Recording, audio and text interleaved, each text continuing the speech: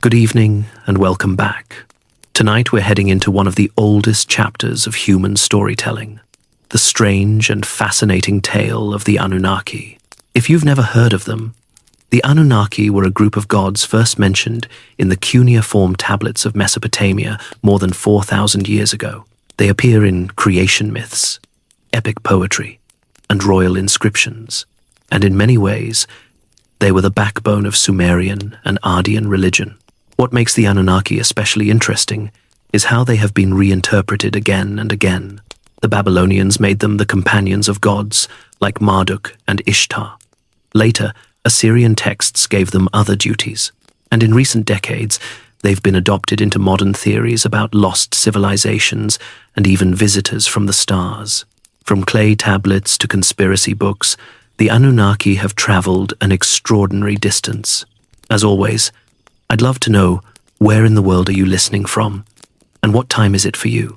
Whether you're settling down for sleep or just curious about how myths can travel through time, I'm glad you're here. Now, let's begin. If you want to picture the beginning of cities, do not start with marble columns or tidy avenues. Imagine a wide, flat plain at the lower end of the Tigris and Euphrates, a land of glistening mud and restless water that today lies mostly in southern Iraq. Each spring, the rivers swelled, split into shifting channels, and left behind silt that could grow grain in improbable abundance. The floods were unpredictable. One year they failed. Another year, they ruined fields. To survive, people learned to coax water through ditches and embankments. Out of that practical struggle with mud and time came something new in human history. Villages that had once been little clusters of reed huts became towns with canals, storehouses, shrines, and busy quays. A few of those towns became true cities. We call that place Sumer. Archaeologists give names to the eras of Sumer, as if they were chapters in a patient book. The Ubade period brought early temples, painted pottery, and the first organized irrigation. The Uruk period followed, beginning roughly in the 4th millennium before the Common Era, and with it the first city that we can actually picture in detail. Ur grew into a metropolis by ancient standards, perhaps home to tens of thousands of people, which is astonishing when you think that a few centuries earlier, their ancestors still hunted wild pig and collected reeds on the marsh edge. Uruk had districts, monumental platforms, and temple compounds. It had workshops for potters, metal workers, and weavers. It had administrators with a talent for counting other people's grain. Uruk's skyline, if you can call it that, rose in tiers of brick. There was a sacred precinct dedicated to Inanna, mistress of love, war, and civic pride, and another to An, the sky god, whose name would echo through the centuries. On one high platform stood a whitewashed temple that caught the sun for miles across the plain. Citizens climbed processional stairways with offerings of barley, beer, and dates. Priests tended fires and wrote on wet clay. The city sounded like 1,000 small industries running at once. Kilns roared, millstones rasped, goats bleated in lanes shaded by date palms. At the quays, barges from upriver unloaded timber and stone that the alluvial plain could not provide for itself. This is where writing begins to look like writing. For generations, people had marked tallies on clay tokens, shaped like cones and spheres. Then in Uruk, officials pressed signs into clay tablets with sharpened reeds. At first, these were simple records of rations and deliveries. Then came signs for names, places, and actions. Those wedge marks are what we now call cuneiform. It started as a ledger and evolved into literature, law, and myth. In the space of a few centuries, scribes went from listing sheep to recording hymns and royal deeds. One day, someone drew the first map on clay and made a small miracle that no one noticed at the time. The Sumerians organized their world around the city temple. The temple owned fields, canals, herds, and workshops. It rationed beer to workers and held the keys to the granary. To move water and marshal labor, people needed hierarchy. Titles emerged. An Ensi was a city governor, a steward of the god. A Lugal was a king, literally a big man who stood for the city in war and treaty. He was not a god, but he could speak to the gods on behalf of the people. Councils met in courtyards and decided everything from canal clearing to boundary disputes. When you read the tablets, you can hear the civic rhythm. Send so many men to dredge this reach of the canal. Deliver so many baskets of barley to the temple brewery. Repair the quay before the date harvest. Other cities rose along the rivers. Nepal became the spiritual hub, where the great gods convened and where kings sought divine approval for their rule. Eridu, far to the south, on the old Gulf shore, boasted a sacred lineage that Sumerians called the oldest in the land, flourished near the river mouth, and would later build a ziggurat so grand that it would still impress travelers 2,000 years on. Lagash grew powerful and wrote about land surveys and legal reforms under a ruler named Urakagina, who in a burst of civic grit tried to protect widows and curb the graft of officials. Kish watched the northern approaches and appears again and again in early royal lists, which suggests it had the swagger of a gatekeeper. Sumer had few trees, little stone and no copper in the ground. Yet its people wanted all three, so they traded. Boats slipped down canals into the river and out to the Gulf, then onto Dilmun, which most scholars place in Bahrain and the eastern Arabian coast. There they acquired copper from the land they called Majan, probably Oman, and shipped it home as ingots. They coveted lapis lazuli, a blue stone that came from far beyond Elilam and the Zagros, likely from Afghanistan, through long chains of exchange. Cedar came from the mountains of the Levant and the Taurus. In return, Sumer sent out woolen textiles, processed foods, and crafted goods. A potter in Europe could turn clay into trade goods that paid for copper tools used to dig the canals that watered the fields that fed the potter. It was the first compounding of an economy on record. Agriculture drove everything. The soil was generous but tricky. Without careful watering, it dried into a tough crust. With too much watering and poor drainage, it accumulated salt that stunted barley. The Sumerians learned to rotate crops, flush fields, and cut new channels when old ones clogged. They measured time for work in the sexagesimal system, a base 60 way of counting that still gives us 60 minutes in the hour and 360 degrees in a circle. They assembled lists of professions and plants in tablet after tablet. There were words for different types of canal, different grades of beer, different kinds of reeds for mats and ropes. It is the vocabulary of a people who learned that survival depends on knowing how to name what you use. Religion was not set apart from this daily grind. It saturated it. Each city placed a patron deity at the center of its identity. Inanna stood for Uruk. Enki, the clever lord of waters, presided at Eridu. Nana, the moon god, watched over. Enlil, the force of air and authority, had his great temple at Nippur, where kings came to receive the token of rule. People did not visit shrines out of habit alone. They believed the gods fed on offerings, guided omens, and decided which projects would thrive. Festivals brought whole populations into the streets to sing, carry statues, and mark the turning of seasons. When a canal held, when a harvest exceeded expectation, when a caravan returned intact, the credit went first to the gods. In these early centuries, we see the first outlines of the divine family that the Sumerians called the princely seed, the offspring of the sky. The specific rosters would vary from city to city and from century to century, but the idea was simple. The world is not random. It is organized under a council of powerful beings who assign roles to gods and tasks to humans. That council is what later texts will call the Anunnaki. At this stage, the name functions as a label for the high gods of the pantheon more than a fixed list. What matters is the sense of order. The temple administrators divided fields and water rights. The divine assembly imagined on a grander plane divided realms and destinies. Sumerian art captures this order with charming directness.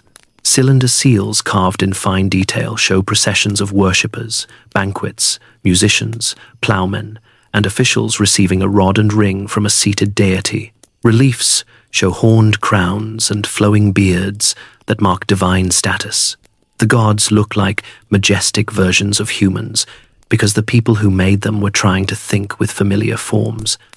A god of the sun holds a saw-tooth symbol of justice because sunlight reveals what is hidden. A god of the river pours water from a jar because that is what rivers look like in a world made of clay and canals. Law and memory grew out of this complex life. The earliest surviving law codes from later in the tradition would appear at and elsewhere, but their spirit already shows in the administrative tablets of the Uruk and early dynastic periods. Contracts record loans were paid in barley. Oaths invoke deities to guarantee honest weights. Land transfers describe precise field edges with reference to canals and boundary stones. You can feel a society learning to trust the written word as much as the spoken one, which is a quiet revolution of its own. War was an unwanted but recurring part of the story. Cities quarreled over water and territory. Armies marched along canal banks. Troops pulled battle wagons with solid wooden wheels. Fortified walls rose around cities and sent their brick weight into the horizon. Victory stelas recorded outcomes with blunt clarity. In one famous fragment from later centuries, a king of Lagash boasts of reclaiming a border ditch and erecting a stone that lists field distances with a surveyor's care. The concerns are mundane and yet foundational. Who controls the head of a canal controls the life of thousands. What then made Sumer the cradle of civilization in more than name? Cities and writing, yes, but also the idea that human effort and divine favor together could make a precarious land livable. The Sumerians took a marshy delta and turned it into a network of fields and towns that fed artisans and scribes, priests and merchants. They learned to turn grain into beer and surplus into trade.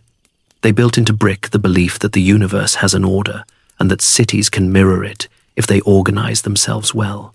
Out of this matrix, the stories of the gods took on particular shapes.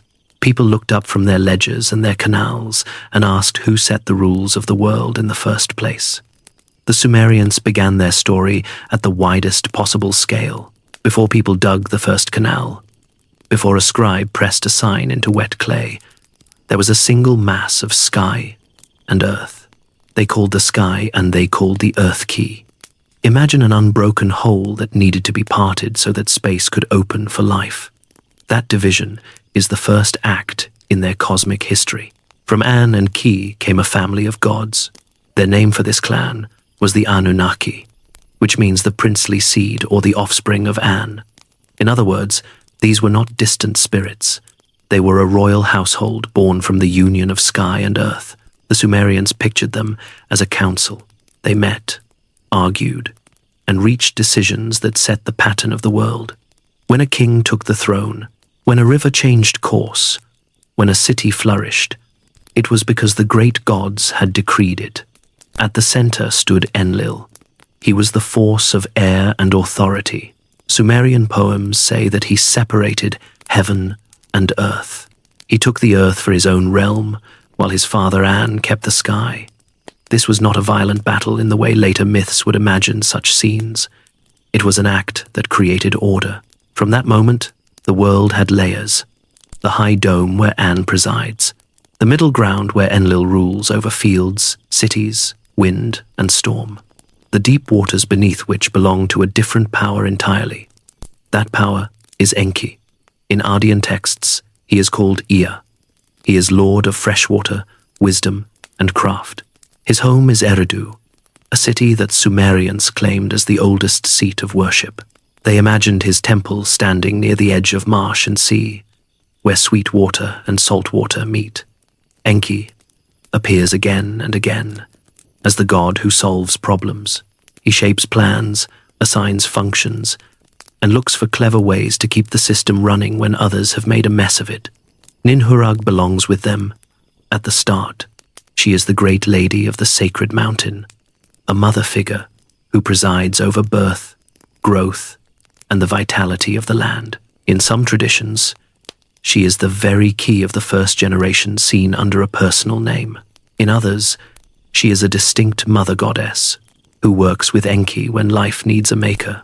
When Sumerians speak of shaping humankind from clay, they often place Ninhursag at the side of the creator, steady and capable. Around these leading figures stand other children of the sky. Nana, also called Sin in Ardian, is the moon god whose shining bark crosses the night. His great temple rose at, and its priests timed the months by his waxing and waning light. Utu, called Shamash, later on is the sun and the judge who sees all. His cult center at Sippar and Lhasa connected justice with daily light. Inanna, called Ishtar in later texts, embodies love, passion, and the sharp edges of war. Her temple district at Uruk was famous for wealth, song, and pageant. Each of these deities belongs to the high family. Each carries a domain that mirrors something essential in daily Sumerian life. If you look at how the stories work, you see a careful design. The divine family is both a map of nature and a model of government, and sits above as a figurehead who rarely acts. Enlil governs the middle world with force and decree. Enki advises and invents, easing conflicts with wit and craft. Ninhas gives form and endurance. The younger gods execute tasks that match their natures. Utu brings justice, because sunlight reveals and clarifies. Nana marks time, because the moon is a clock you can trust with your eyes. Inanna animates human bonds and human violence, because both belong to the heat of life. The pantheon is not a list, it is a working chart. The word Anunnaki does not fix a single roster. In one composition, you may see 7 named as the most senior. In another, you meet a wider assembly called by the same title. What remains steady is the idea that these are the great gods, the high court that assigns destinies. When a text says the Anunnaki sat, it means that the great powers gathered and reached a binding decision. The Sumerians imagined this council at Nippur, Enlil's holy city, where kings came to seek tokens of legitimate rule.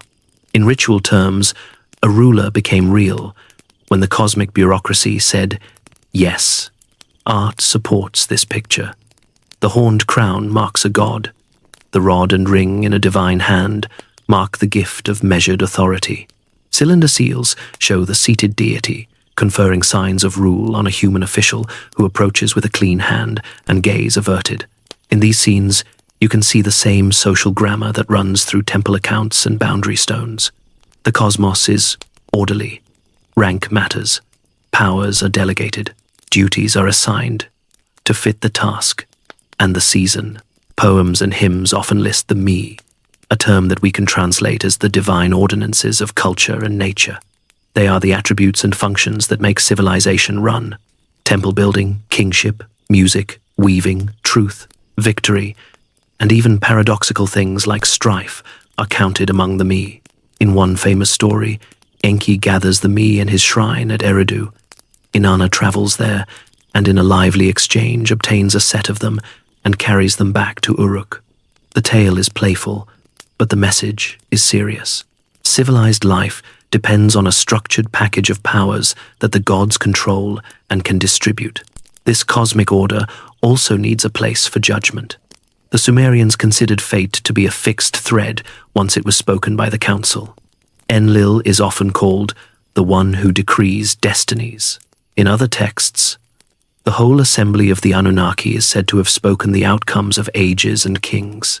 That is how a mythic universe maintains stability, not through constant miracles, but through a shared understanding among the highest beings about how things are supposed to go. Geography anchors the theology. Nippur is the seat of Enlil and the stage for high decisions. Eridu holds Enki's sweet waters and becomes the source of crafts and wisdom, keeps the time of the moon and turns that time into calendars and festivals. Uruk celebrates Inanna and ties beauty and might to civic life. Sippar and Lhasa shine for Utu and link sunlight to law. When you map these cities, you are mapping the body of the pantheon across the plain. One striking detail is how human the gods can seem without losing grandeur. They eat offerings. They wear robes and jewelry. They ride in processions. They take offense and reconcile. They act like a royal house, whose moods matter to everyone who lives down the street. This is not because Sumerians could not imagine abstraction. It is because they wanted a world that could be addressed. A farmer with a problem needs a god who can listen and act. A king who needs a sign looks for a council that can vote. If you wanted to meet the Anunnaki on a workday, you would begin at Nippur. Not the city as archaeologists dig it today, but the living place that once lay at the bend of a canal. Picture broad courts paved with beaten clay, doorways set with cedar beams, and a great terrace where the temple of Enlil lifted its brick shoulders above the plain. Priests strode through the courts with reed bundles in their arms. Scribes pressed tablets on their thighs, and messengers carried small sealed jars that held oil for lamps and offerings. To a Sumerian, Nippur was more than a city. It was the meeting point of earth and the unseen. It was where the great gods gathered to decide how the year would go. The Anunnaki operated like a council. They did not rule by accident or whim. They sat in assembly and issued decrees. The word that appears in so many texts is destiny, once spoken by the council. A destiny was fixed. A king who held his throne with ease was a man who had been approved in that court. A king who struggled had missed a vote he needed. If a river cut a new channel and spared a district from flood, people said the Anunnaki had decided it would be so. When trouble arrived, the complaint went upward by prayer and offering in the hope that the council would reconsider. Sumerians loved lists, and this taste for order shows up in their theology. Poets speak of the me, the divine ordinances that make civilization possible. These are the building blocks of culture. Music belongs on the list. So do weaving, bricklaying, fair judgment, and kingship. The Anunnaki hold these powers. They can bestow them, withdraw them, or pass them from one city to another. In the myth that scholars call Enki in the world order, Enki tours the lands and assigns oversight to different gods. Grain and cattle receive their keepers. Rivers receive their guardians. Marshes, mountains, and seacoasts are given to deities who suit them. It is a tidy picture, because the Sumerians believed that a tidy cosmos was a livable one. When a new ruler took office, he did not merely seize a chair. He came to Nippur for recognition. The ritual language says that Enlil fixed the king's fate. In practice, that meant the priesthood accepted him. Processions were held, and oaths were sworn in the names of the great gods. Seals from this world show a seated deity handing a rod and ring to a human figure. The scene is not random art. It is an explanation in miniature. Authority is a measured thing. It comes from the divine court and is given to a city through its chosen leader. The Anunnaki were imagined as very present beings. Artists carved them with horned crowns that signaled divinity, long beards, and robes with patterned hems. A few images hint at an aura that scholars call melem, a radiant presence that made hair stand and knees soften. Yet they were human enough to hold a banquet, to take advice, and to frown at poor manners. This mix of grandeur and familiarity made them approachable in ritual. A farmer could pour beer at a small shrine because he believed the great ones listened even when busy with weighty matters. People did not worship the Anunnaki as a single unit. There was no temple of the Anunnaki with a combined staff and a single cult statue. Devotion focused on individual gods. Enlil at Nippur, Inanna at Uruk, Enki at Eridu, Nana at Utu, at Sipa and Lhasa. Each city served its patron with festivals, food offerings, and music. Yet, the group name mattered. In oaths, scribes sometimes invoked the Anunnaki to witness a boundary or a treaty. It was a way of calling the whole court as notaries. If you broke the oath, you did not merely offend one god. You insulted the senior board. Divination grew out of this belief that decisions were made above. If the council set the line of events, People wanted a way to read that line before it reached them. Mesopotamians developed a craft for this. Priests poured oil on water and studied the shapes made by the film. They watched the stars and drew up long lists that connected signs in the sky with events on Earth. They studied the livers of sacrificial sheep and read the marks on the surface like a message. These were not party tricks. They were serious efforts to ask, has the court already spoken? And if so, what did it say? The Omen series that later scholars call Enuma Anu Enlil shows how systematic this could become. A red glow around the moon meant one thing for the harvest. A wind from a given quarter during an eclipse meant something else for a campaign. Scribes recorded all this activity with a care that feels modern. A tablet might read that on a certain day of a certain month, a priest observed a sign, and that the sign matched a known entry in an omen list. Another tablet might note that a king vowed a gift to Enlil if he returned safely from a march, and that he fulfilled the vow on the third day after his return. Foundation deposits buried under new walls included small objects and written prayers to the gods, asking them to protect the building and to favor the city that built it. The habit is both practical and devout. It is insurance in the oldest sense. You do your work, and then you ask the highest court to co-sign it. The council also set the pace of the ritual year. Each city had its own calendar, but the logic was shared. New moons marked beginnings. Planting and harvest brought processions into the streets. Lamentations were sung in lean times. Joyful hymns were sung when canals filled and fields turned green. In later Babylon, the new year would become a grand civic rite, in which a king took the hand of a god and walked through the city. But the roots of that idea lay in Sumer, where public life and divine favor moved in step. It is tempting to imagine that such a court would be calm and above quarrel. The stories suggest otherwise. The Anunnaki agreed on the structure of things. They did not always agree on the details.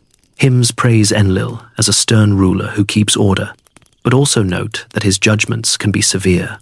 Enki gains a reputation for finding a humane path when rigid decrees prove harmful.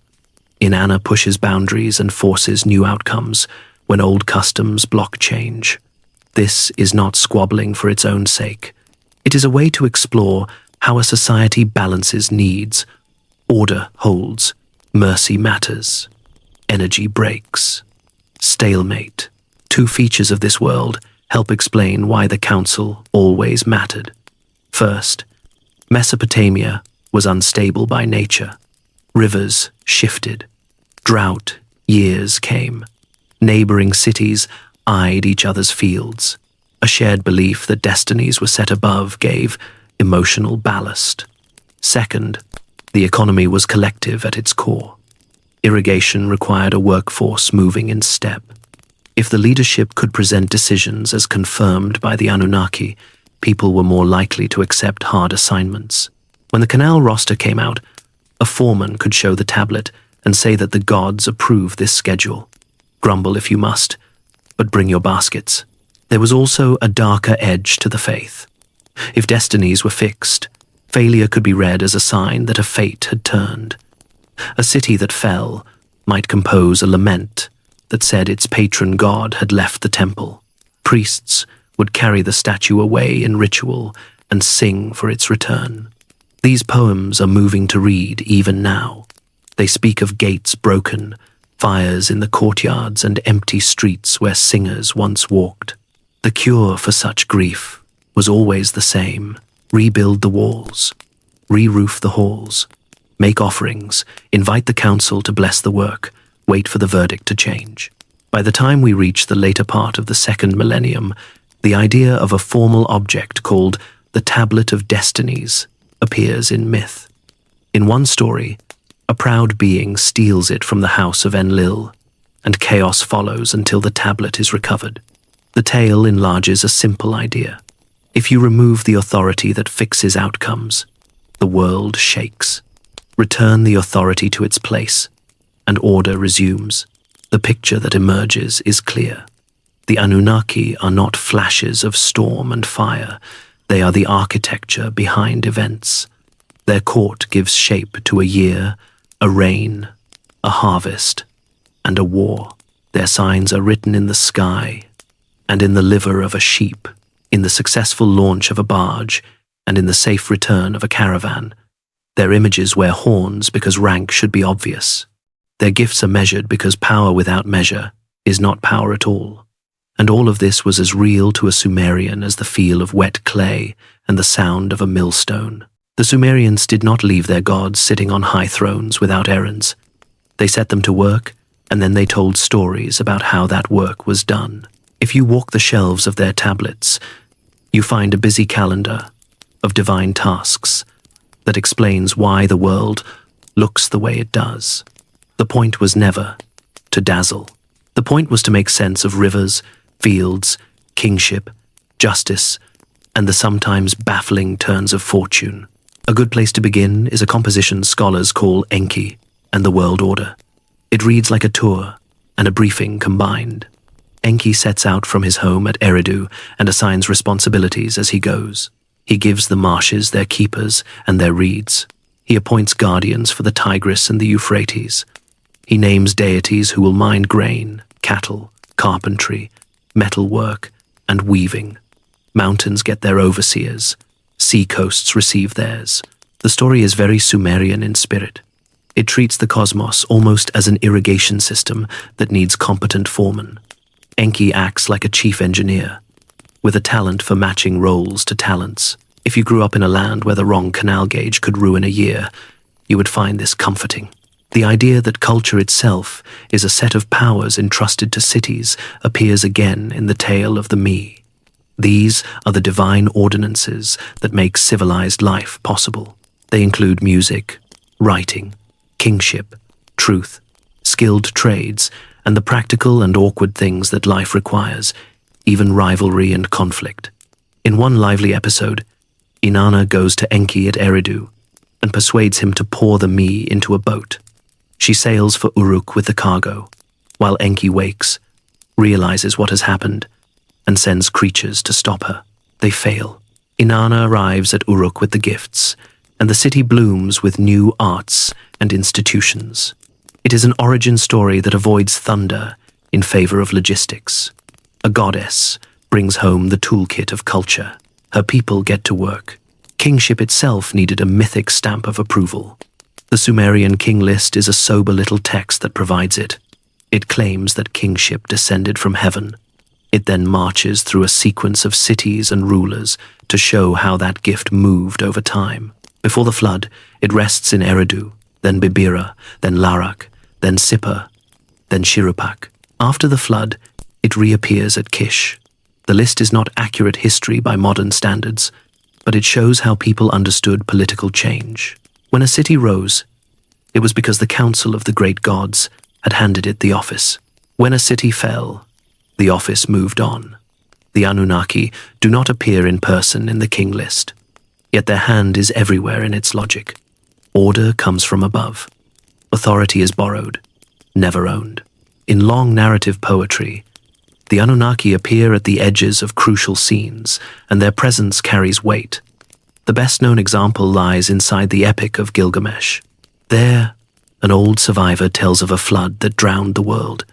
It was not a random storm. It was a decision. The great gods had agreed to silence humankind, whose noise had grown unbearable. The flood comes. The chosen man survives by building a boat on a warning from a friendly god. When the waters sink, he offers a sacrifice. The text says that the gods gather like flies around the smoke because they have gone hungry without human offerings. The line is vivid and slightly sardonic, and it tells you how Sumerians thought about the bond between heaven and earth. People feed the gods with festivals and altars. The gods keep the world in working order, break the arrangement, and both sides suffer. Justice also has a divine procedure. Utu, whom Adian speakers call Shamash, is the sun and the judge. He hears petitions and travels the sky to see what people do when they think no one is looking. In art, he carries a saw-toothed symbol and steps through the horizon gates at morning as if stepping into a court. When an oath is sworn on a canal bank or in a temple court, Utu and the Anunnaki are called to witness it. That is more than a flourish. It is a way to say that a promise binds in multiple realms. The written tablet records it in clay. The divine court records it in a place beyond tampering. From time to time, a story shows us the Anunnaki in a strictly judicial pose. The most striking is the descent of Inanna. The goddess decides to visit the realm of the dead, ruled by her sister, Ereshkigal. She passes 7 gates, and at each gate leaves a piece of her regalia. At the deepest point, she is judged by 7 Anunnaki of the underworld. They do not argue. They pronounce. Inanna is struck down and hung on a hook. Only a clever rescue arranged by other gods brings her back. The message is stark. There are rules below as well as above, and the old high gods serve as judges in both places. That some texts use the name Anunnaki for chthonic judges, while others use it for the celestial council, tells you less about contradiction than about range. The same ancient powers oversee fate in every layer. Temple building is another duty wrapped in story. Gadar of Lagash left us long inscriptions about the instructions he received in a dream to rebuild the house of Ningirsu. He describes precise measurements, materials, and rites. He speaks of divine approval for every step, from choosing clay to setting door leaves. He calls on the great gods to bless the work and to dwell within it. Read alongside foundation deposits from other cities. You see a pattern. A ruler presents a bricks and mortar project as a response to a request from above. The Anunnaki are the ultimate planning board.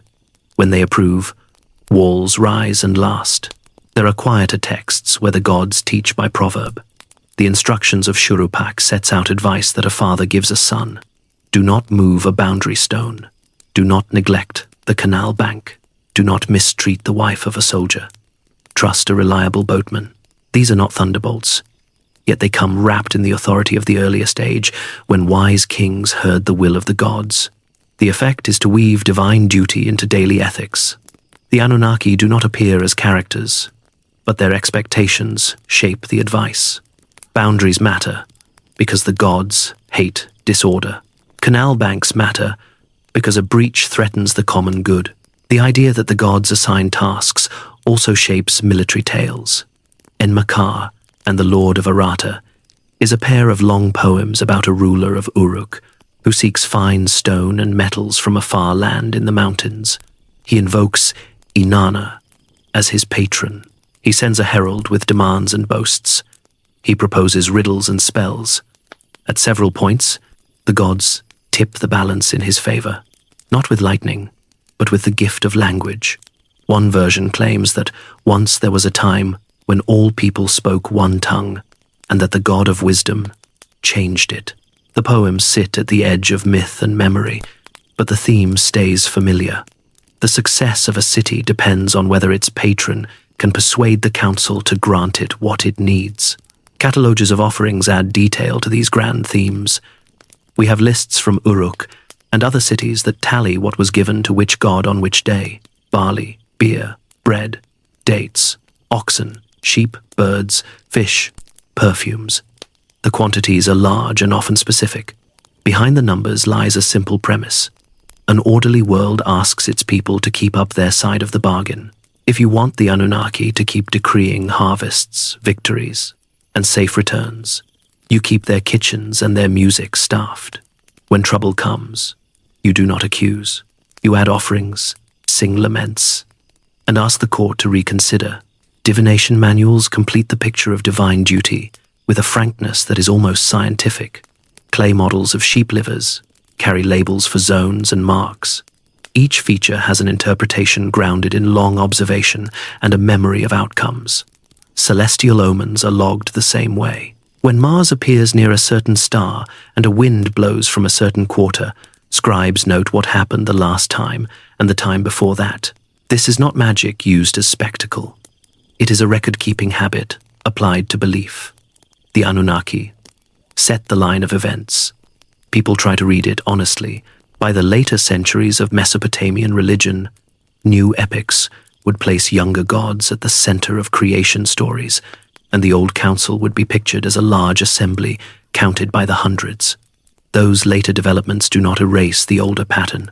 In Sumer, the Anunnaki are the elders who organize the world and continue to serve as the court of record. They assign the MI, they approve rulers, they bless or withdraw blessing from cities. They judge in life and judge in death. Their work is not fireworks. It is administration at the largest scale. All of this leads to the most consequential task the gods ever undertook. They needed workers for the endless chores of a living world. The junior gods were tired of dredging canals and hauling baskets. The elders considered a remedy and chose a path that would change the story of the earth from that moment on. The story begins with work. Not our work, but the work of gods who found themselves doing the sort of chores that make shoulders ache. After the great separation of heaven and earth, the world needed canals, fields, and boundaries. The junior gods, called the Egi in later Ardean texts, were given the hard labor. They dug channels through wet clay, raised levees, and cut brick by brick the foundations of temples. For a long time, they endured. Some versions say 40 years, others say longer, and the number matters less than the feeling. Time passed in the rhythm of baskets filled and carried. Songs kept pace, shoulders burned. The revolt arrives like a gust out of a hot night. In the old Babylonian poem that scholars call Atraesis, the worker gods can carry no more. They march as a group to the house of Enlil at Nippur. They do not knock. They surround the gates and throw down their tools, which is an image that would have made any Mesopotamian nod in recognition. A strike is a strike, whether you are divine or human. Nusku Enlil's vizier brings word to his master that the canal crews are in open defiance. Enlil is furious. He calls for punishment. Then the senior gods think again. Breaking your own workforce has consequences. Enki, also called Ia, offers a plan that is at once practical and deeply imaginative. He proposes the making of a new creature to take up the hard tasks. This will not be a beast of burden, but a being that can understand, command, accept, ration, and keep time. A being who can stand before a shrine with steady hands.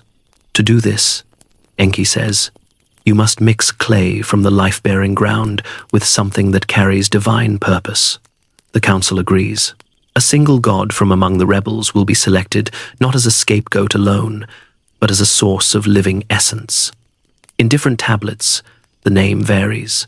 Some call him Gishtue, which carries the sense of intelligence. Others use Ilawela. The idea is the same. A god whose mind is a store of knowledge will provide the blood that turns clay into a creature who can learn. The scene in the workshop feels vivid even on a broken tablet. Ninu, also known as Ninhosag or Mami, takes the lead as birth goddess. Enki brings clay from the deep waters under the land, the sweet water domain that the Sumerians called the Abzu. The blood of the chosen god is mixed into the clay. Rituals are spoken over the bowl. 7 and 7 birth goddesses are assembled, each to shape and carry a portion.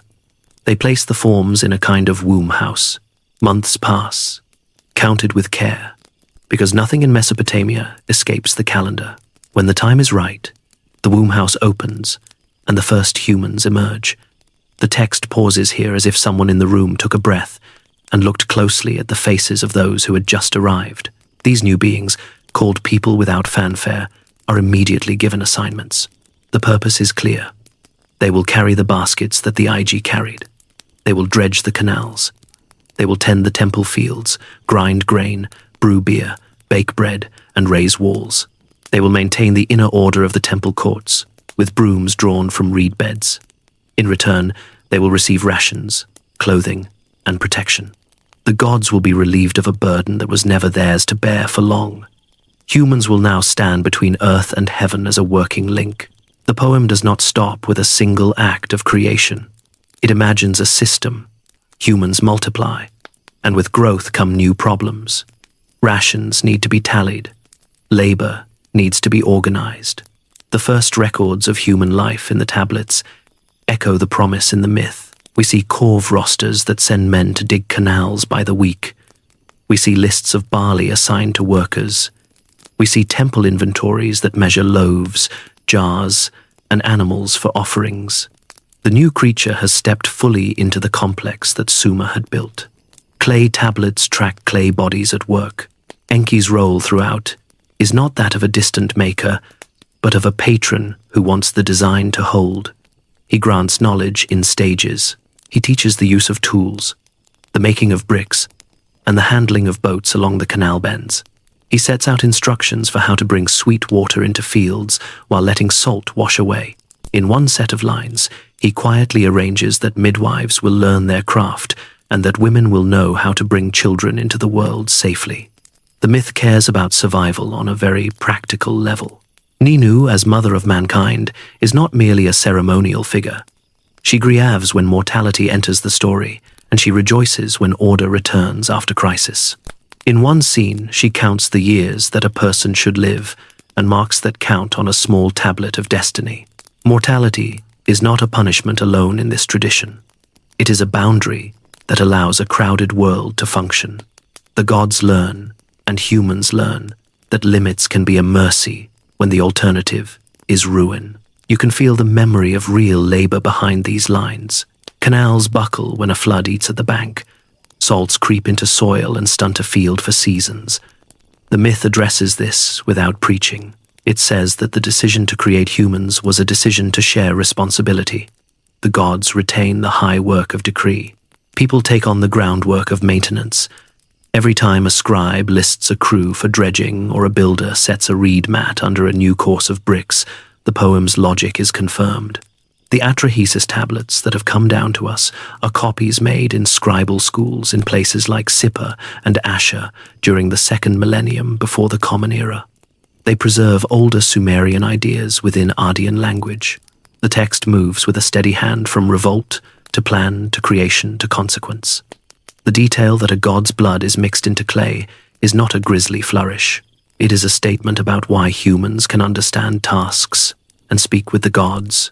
Something of intelligence and authority sits in the mix. Sumerian and Ardean art, when placed next to the poem, strengthens the impression that this was meant to explain life as it was lived. Reliefs show long files of laborers crossing a plain with baskets balanced on their shoulders. Cylinder seals, showboats pulling along canals, and workers leading oxen to a threshing floor. Early law collections from cities like Ur and Deshnuna set out penalties for neglecting a canal or for moving a boundary stone to steal water. The words of law and the words of myth support each other. Everyone understood that water management was sacred work because the gods had placed that work in human hands. There is also humor in the tradition, dry and precise, that keeps the story from becoming solemn. When the IG throw down their tools, a narrator hints that even eternal beings have their limits, and that it is no insult to admit it. When the first sacrifices are offered by the new humans, the gods respond like hungry officials who have waited too long for lunch. These touches are not meant to mock. They remind us that the divine household behaves like a household, and that the sacred is not always distant thunder. The most striking consequence of the new arrangement arrives later, but its shadow falls across the creation scene. Once people thrive, their noise and smoke climb to the sky in a way that annoys the sternest of the great gods. The council debates population and policy. Enki continues to look for humane answers when others grow impatient. That next turn belongs to the flood story, a tale of near ending and uneasy mercy, which deserves its own careful telling. The oldest flood story in cuneiform does not open with thunder. It opens with a complaint about noise. Humans had multiplied, and their clamor rose in the night like the buzz of a marsh in high summer. Enlil, who preferred order and quiet, decided that the world had become unmanageable. The council met. A series of measures followed that feel eerily like policy in a city that has grown too fast. First came plague. When that failed to make a lasting difference, the gods tried famine. When famine did not quiet the world for long, they tried drought. Enki, who had a soft spot for the new creatures, quietly advised people on how to survive each crisis. He suggested offerings to the plague god to remove the pest. He suggested fishing and grain substitutes to counter famine. He told people to dig deeper for water when the canals ran low. Each time, human ingenuity and divine sympathy blunted the blow. At last, Enlil proposed a final remedy. A flood would wash the land clean. The council agreed. The gods swore an oath of silence and bound each other not to warn humankind. Enki found a way around the letter of that promise without breaking its spirit. He went to the house of a wise man in Shurupak, a city on the Euphrates. The man is called Atrahasis in the old Babylonian poem, and Zusudra in earlier Sumerian tradition. In the later epic of Gilgamesh, he appears as Utnapishtim. Enki spoke to the wall of the man's reed house as if it were an oracle. Reed wall, listen. The wall had ears. The man listened through the wall and learned what he must do. The instructions are practical, down to the choice of materials. Tear down the house and build a boat. Abandon property and save life. Put aboard the seed of all living things. Smear the seams with bitumen so they hold. Bitumen was plentiful in Mesopotamia.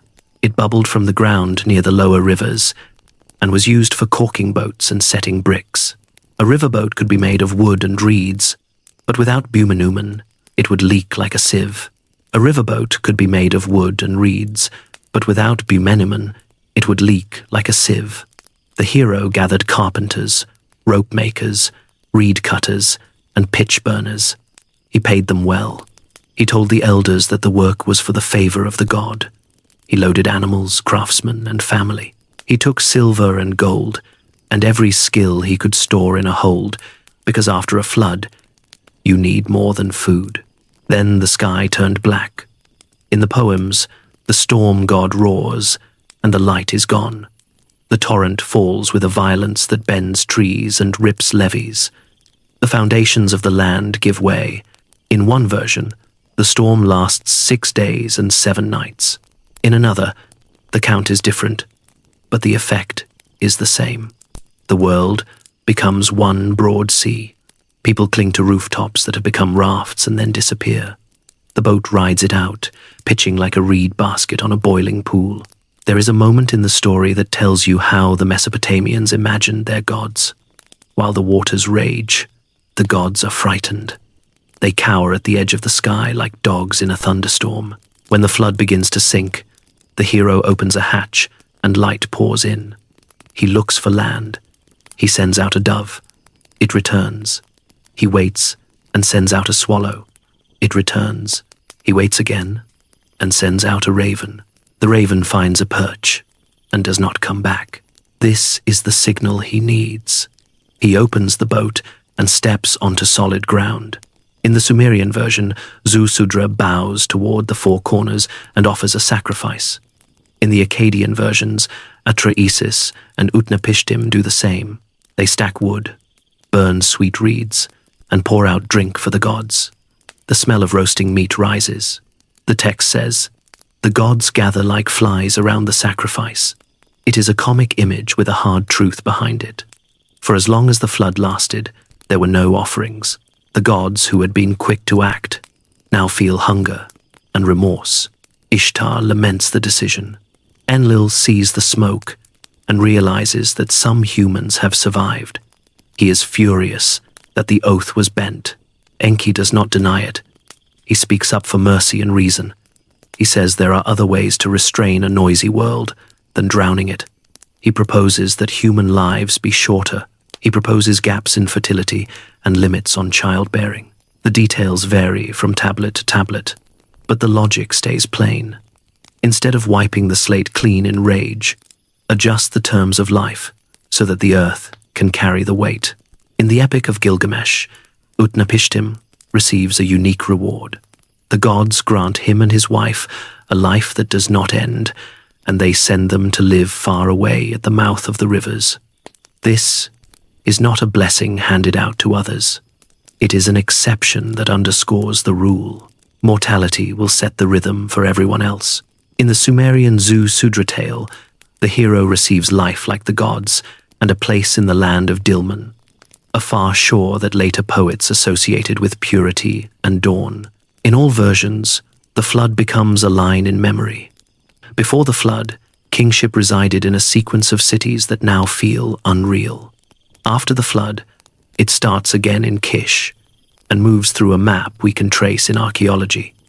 Archaeologists have looked for layers that might match the event. At Shurupak, and at there are deposits of river clay that suggest a major flood in the early 3rd millennium. The layers are not uniform across the land, nor do they represent a world ocean, but they show what people in a delta learn the hard way. Rivers can drown your city when they change course, and when that happens, memory calls it the flood, to end all floods. The idea traveled well. The biblical story of Noah keeps the core plot and the sequence of birds. It drops the polytheist council and keeps a single God who judges and then promises not to repeat the act.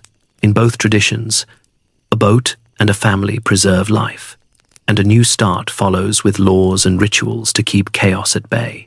Boat building in the poem matches what we know of Mesopotamian craft. Reeds bundled into strong ribs, planks pegged together, ropes wound tight, seams pounded full of pitch. The region had no forests like Lebanon, so large timbers were rare and precious. A well-made riverboat looked like a long basket with a spine. It was perfect for canals and flats. A storm at sea would shred it. But the hero did not need a seaboat. He needed a sealed box that would float over a drowned plane. Religion after the flood takes on a new tone. There is more attention to lament and to the careful marking of sin and restitution. When kings in later centuries rebuilt temples, they often said they did so to restore order that had been shaken.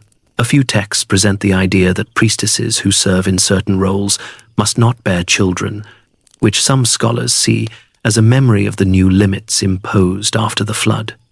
The span of human life in the king list drops from the fantastic ages before the flood to plausible reigns after. The myths place a ceiling over a world that had once felt limitless. The flood story also changes how you hear the earlier creation scene. Humans were made to carry burdens that gods no longer wish to bear. The flood is the mid-course correction when the system strains. Both stories speak to a society that knew the cost of irrigation and the danger of crowding on a narrow strip of arable land. In a plain where a broken levee could force a city to move, you would tell your children that large decisions have consequences, and you would teach them to keep their canals clear and their rituals regular. There is kindness in the tale, even with all the ruin. Enki searches for a way to save a remnant. He instructs without grandstanding. He honors skill. The hero follows instructions, pays his workers, and loads not only animals and food, but tools, seeds, and craft. When the waters recede, the world restarts with a full kit. That is a Mesopotamian kind of hope. It is not a promise that nothing will go wrong. It is a promise that if you plan, if you keep your accounts, and if you honor the powers above, you can rebuild even after catastrophe. In the end, the flood becomes a hinge. Before it, gods and humans test how to share a world. After it, they live with rules that both sides accept. People bring offerings with a sober understanding of why they do it. Gods accept offerings with a memory of hunger that makes them patient. Kings claim their crowns as a loan that can be revoked. Scribes record the years as a careful ledger of favor and fault. The river still rises each spring. The levees hold because thousands of hands keep them sound. Civilizations do not turn pages with a single gesture. They smudge them, cross them out, and write over them in a hand that looks familiar and new at once. That is how Sumer gave way to Babylon. The ancient cities on the lower rivers did not vanish, still kept moontime. Nippur still guarded the idea of sacred authority. Eridu still whispered of first things. But a new center of gravity appeared on the plain, and with it, a new way to tell the story of the world. Babylon began as one more city among many. Traders knew its quays, scribes knew its measures. Then came a line of Amorite rulers who understood both law and spectacle. The The most famous of them, Hammurabi, carved judgments in stone and managed alliances with a patient talent that still impresses. He knitted a tapestry of cities into something like a kingdom. When rulers build states, priests built theologies that fit them. In Babylon, that meant lifting a local god to a position from which he could explain everything. The god was Marduk. His name had been around for centuries without special shine. Then Babylon rose, and Marduk rose with it. Priests and poets took up reeds and clay and produced a creation epic for the ages. We call it by its opening words, Enuma Elish. It begins with Absu and Tiamat, the sweet water below and the salt water above, the raw mingling from which the gods first emerged. Younger gods make noise. Apsu grows weary and plans to silence them. And from the contest comes a champion who will put an end to chaos. In the Sumerian house, that job once belonged to powers like Enlil or Ninurta. In the Babylonian retelling, Marduk steps forward. The narrative is confident and cinematic. Marduk receives the emblem of authority, tests his weapons, and faces Tiamat, the primal sea who has birthed a host of monsters and set Kingu at their head. The duel ends with victory as certain as sunrise. Marduk splits Tiamat, sets half as the dome of the sky, and stretches the other as the deep. He fixes the courses of planets and stars so that time can be read. He orders the calendar. He organizes winds. He appoints stations for the great lights. He decides that there will be a nether sea and a circle of lands above it where cities can be raised and kept. A single decision in the poem tells you how the Babylonians framed human purpose. The older gods complain of heavy work. Marduk answers in a way that echoes the Sumerian logic and updates it. He takes Kingu, the leader of the rebels, and from his blood he fashions humankind. People will carry the labor that wearies divine shoulders. They will maintain temples, canal banks, and city walls. They will sing, count, brew, carve, and lift. In return, they will receive law and care. It is a contract as old as the plain and as fresh as the new throne in Babylon. Once the world is ordered and humans are set to their tasks, the poem reaches its chief purpose. The Great Assembly recognizes Marduk as king of the gods. They give him 50 names, each a title that claims a function once associated with other powers. He is called the one who establishes decrees, the one who renews, the one who brings life, the one who conquers the sea, the one who gives pasture, the one who restores cities after ruin. He is not the Skyfather, and he is not the old ruler, Enlil. He is the executive power, in an age that admired energy and repair. The Anunnaki, who in earlier ages sat as senior partners at the top, now become a wider company counted by the hundreds and arranged under Marduk. Some lists divide them as 300 of the heavens and 300 of the earth, a neat symmetry that would have pleased a Babylonian accountant. This was not only literature, it was liturgy and pageantry. Each spring, when fields began to green and the river settled into its channels, Babylon held the New Year festival, the Akitu. Statues of the gods were carried from their temples through the streets. Priests chanted the lines of Enuma Elish in halls heavy with cedar scent and lamp smoke. The king entered the temple of Marduk, the Asagula, a complex so large and layered that later travelers thought it impossible. There, he underwent a ritual that humbled and crowned him. In the same hour, the high priest stripped him of regalia and struck his cheek hard enough to draw tears. If the king wept, the omen was good. The god accepted him. He received his scepter again and led the procession to the Akitu house outside the walls. The year could begin in order. Babylon was never shy about architecture. The Temple of Marduk was joined in memory with a stepped tower that later ages called Etamani, the house that is the foundation of heaven and earth. Its bricks lifted a visible axis between ground and sky. Generations rebuilt it after floods and wars because such a pillar told people that their city aligned with the universe. The effect on visitors must have been profound. To walk those courts and hear the epic recited while the king of a growing empire stood before the statue of the new chief god, was to feel that history had tilted. None of this erased the older pantheon. It reorganized it. Enki, now called Ea in Adian, remained the thoughtful counselor and patron of wisdom and craft. Inanna carried on as Ishtar, brilliant and dangerous, a goddess who could bless a city with power and turn the tide of war. Utu walked the sky as Shamash, lighting the world and judging disputes. Nanna gave it silver nights, as Sin, Nurgal, Eroskigal, and a host of chthonic powers kept their seats below. The word Anunnaki continued to denote the Great Assembly, but its center of gravity had shifted. Decision now ran through Babylon's divine court. Politics beyond the temple supported the myth.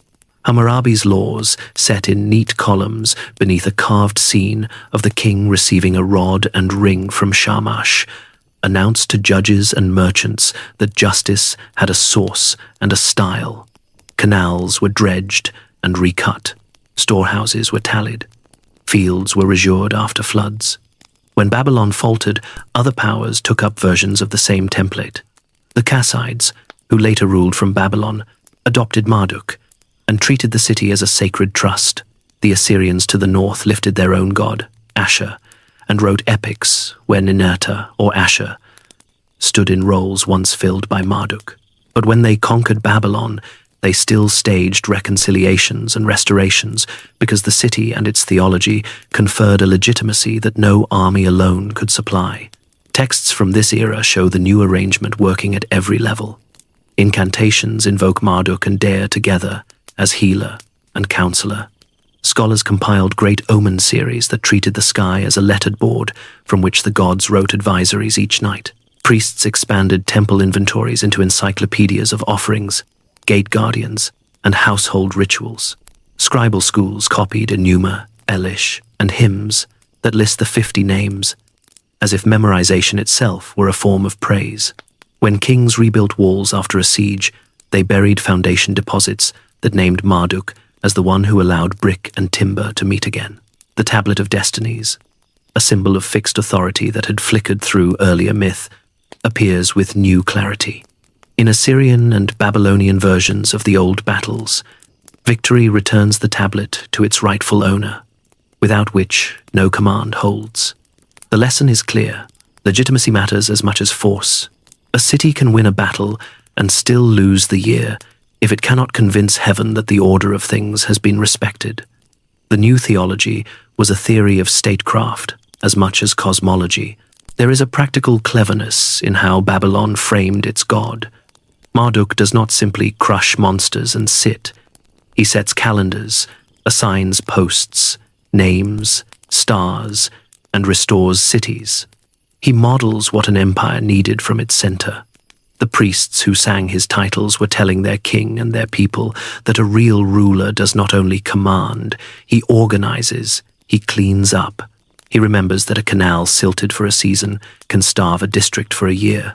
If you lay older Sumerian tablets beside this Babylonian corpus, you see both continuity and change. The creation of people from a mix of divine blood and earthly material reappears, with a new culprit and a new patron. The divine council retains its form, but adjusts its seating chart. The MI, the gifts that make culture run, are now folded into the names that Marduk bears. Festivals that once honored many centers now converge on one city and one ritual march. The map has been redrawn, but most of the landmarks remain. In daily life, the shift meant that merchants and farmers in Babylon moved through a city that claimed to be the hinge of heaven and earth. They passed through gates named for gods known across the Near East. They counted their days by a calendar that matched the epic and the sky. They took disputes to judges who sat under reliefs of Shamash and swore oaths that called the Anunnaki and Marduk to witness. It is no surprise that later, ages remembered Babylon as the very idea of city, a place where power and learning met. The rise of Marduk did more than glorify a patron. It gave later generations a way to narrate their own changes. When Assyrian kings carved their triumphs on palace walls, they borrowed the imagery of dragon slaying and world ordering. When Persian satraps managed riverlands, they adopted the administrative habits that Babylon had refined.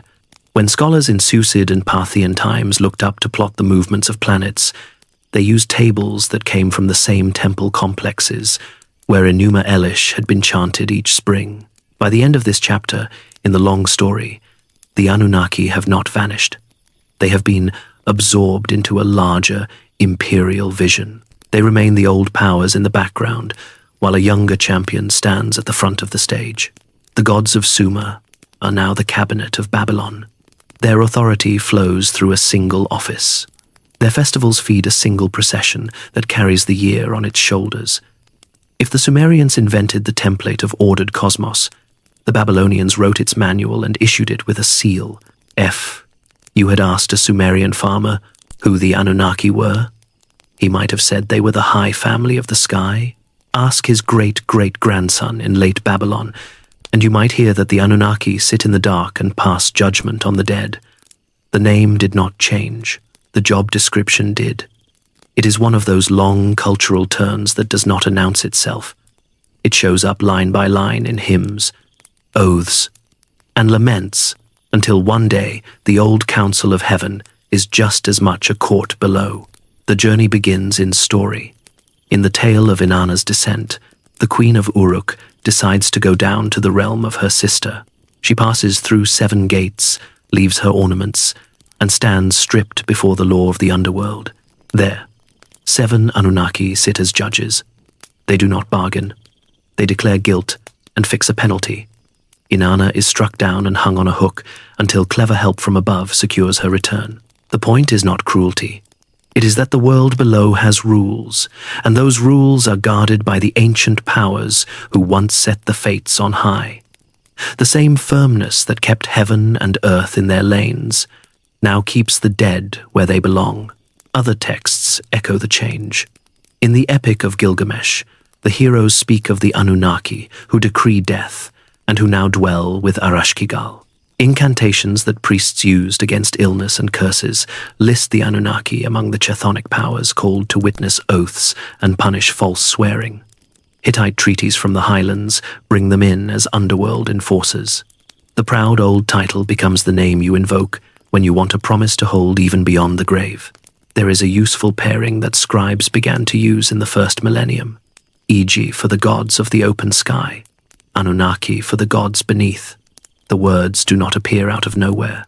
They reflect a steady sorting of the pantheon into functions that fit a world of empire and archives. The heavens fill with bright signs for scholars to read. The depths fill with judges and wardens who keep the dead in order. The arrangement is neat, which was always dear to Mesopotamian hearts. To understand why this mattered, you have to picture the Mesopotamian afterlife. It was not a field of bliss. It was a dim house, called by names like Kur and Allah, where the dead lived as shades who ate dust unless the living remembered them. The path led through gates, kept by doorkeepers with proper names, across the river hub, where a boatman fied new arrivals, and into a city ruled by Ashkigal with Nergal at her side. In some traditions, there were officials and scribes below, just as there were above. There was a court. There were the Anunnaki. Burial customs grew from this view. Families poured beer and water for their ancestors at set times. They brought food. They called the names of the dead so that the shades would be fed and gentle. Tablets that scholars group under the name Kisbu describe these offerings. Other tablets warn what happens when the chain breaks. A neglected dead person could return as a restless ghost and trouble a house. There were rituals for that too. Priests burned juniper, spoke the names of the underworld powers, and asked the Anunnaki to judge the case and send the spirit back to its place. Graves tell the same story in clay and metal. In the royal cemetery, at early in the tradition, the dead of high rank went down with lyres, gold leaves, and carnelian beads, with oxen and attendants in aerie pageant that looks extravagant until you remember the logic. To live well below, one needed a fraction of what one had above. Later, burials are less lavish, but often include bowls, lamps, and small tools. These are not random keepsakes. They are tokens of care for a journey that everyone expected to make. The Anunnaki show up in legal texts as guarantors of boundaries and oaths, Kassite and Babylonian boundary stones. The Kaduru stones carved with signs of God's call on the Anunnaki to curse anyone who moves a marker or falsifies a grant. The curse lists are formulaic and stern. May the Anunnaki of the earth and the sky blind the offender. May they cut off his seed. May they make his house a ruin. It sounds harsh because property lines in a canal land are survival lines. If you respect the edge of a field, the courts above will favor you. If you do not, the courts below stand ready to finish the case. Laments belong here as well. When cities fell, poets sang long, sad poems that described the departure of patron gods, gates broken, and fires in courtyards. These laments often end with a hope that the gods will return and that the Anunnaki will soften. The poems were not entertainment. They were a way to ask the deepest authorities to reverse a fate. When a new ruler rebuilt a temple, he buried a tablet at the foundation, asking the Anunnaki to watch over the walls and to punish anyone who dared to undo the work. The underworld court appears in rituals that cleansed omens and reset bad luck. The Namburbi texts are handbooks for undoing ill signs. If a house crack looks like a bad token or a dog howls in a pattern that bodes ill, the ritual tells you what to burn, what to bury, and which gods to address so that the sign does not ripen into fate. The underworld powers are part of this machinery. Once the Anunnaki have written a decision, it stands. If you want to prevent a bad decision, you act before the writing hardens. The mindset is legal and almost bureaucratic, even when it is spiritual. One god becomes a focus as the dark realm gains detail. Nurgle, a fierce lord associated with plague and war, pairs with, as king below in later tradition. Myths tell of his rough courtship and his descent to her throne. He is not an Anunnaki by birth in the old lists, yet he works with them in the same court. It is a reminder that titles shifted as duties grew. The old family name attached to the bench of judges. New officials took chairs beside them as the stories of empire demanded a full staff. The seven shows up again and again. 7 gates, 7 judges, 7 decrees. The number had symbolic weight across Mesopotamia. It organized lists and festivals. It also gave structure to dread. To pass 7 checkpoints is to pass a complete test. To face 7 judges is to face the full court. In spells and hymns, naming the 7 Anunnaki of the underworld was a way to say that you had consulted every authority that mattered. By the late 1st millennium, scribes loved to catalogue. Scholarly tablets list the names and epithets of underworld beings with a neatness that almost hides the fear behind the writing. There are demons who guard thresholds, storm spirits who hunt the wicked, and recorded names for judges who hear suits brought by the dead. The Anunnaki are listed among these with their old gravitas intact. A learned priest could unroll a tablet and speak the right names in the right order to fit any case. This turn from heaven to below never erase the older memory. In hymns to Enlil, you still hear that he sets fates on high.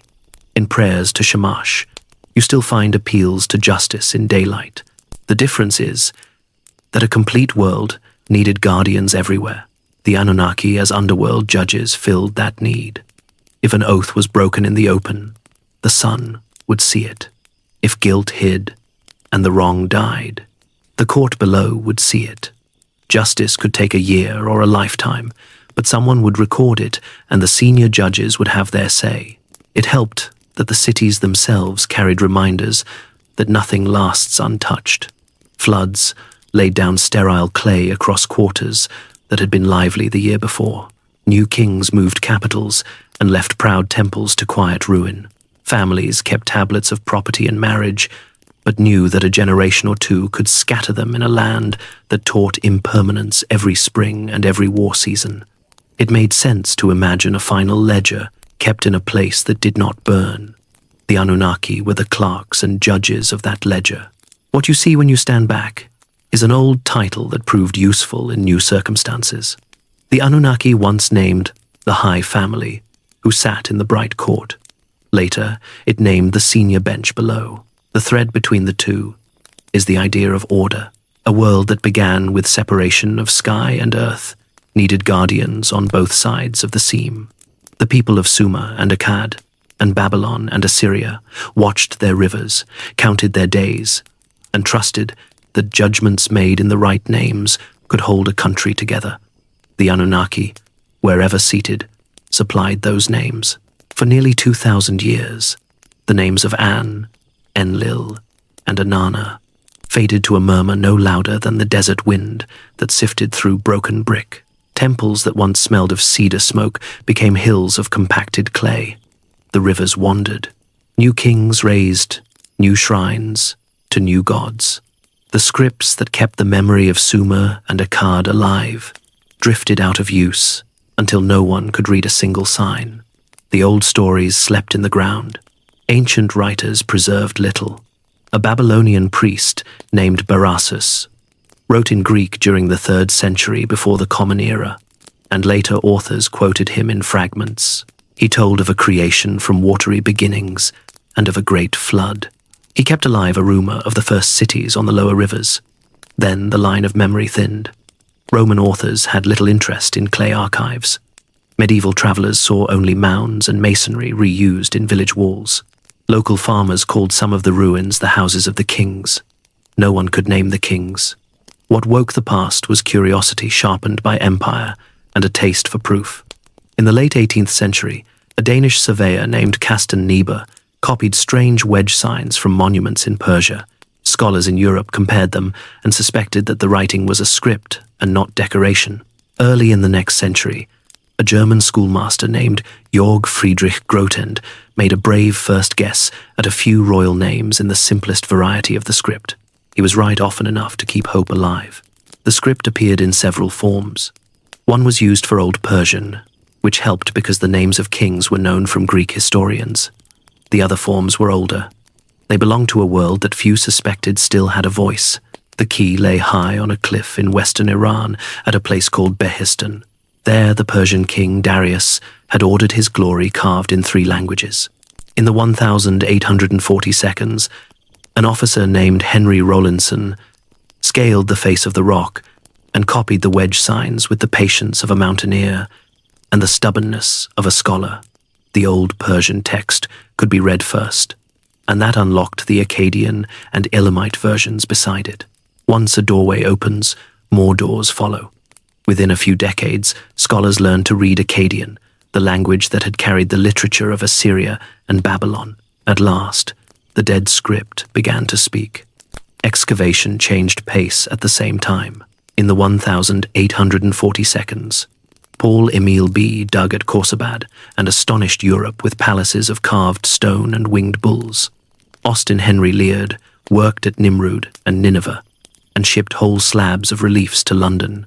He also uncovered the royal library of Ashurbanipal at Nineveh, where scribes had stored thousands of clay tablets.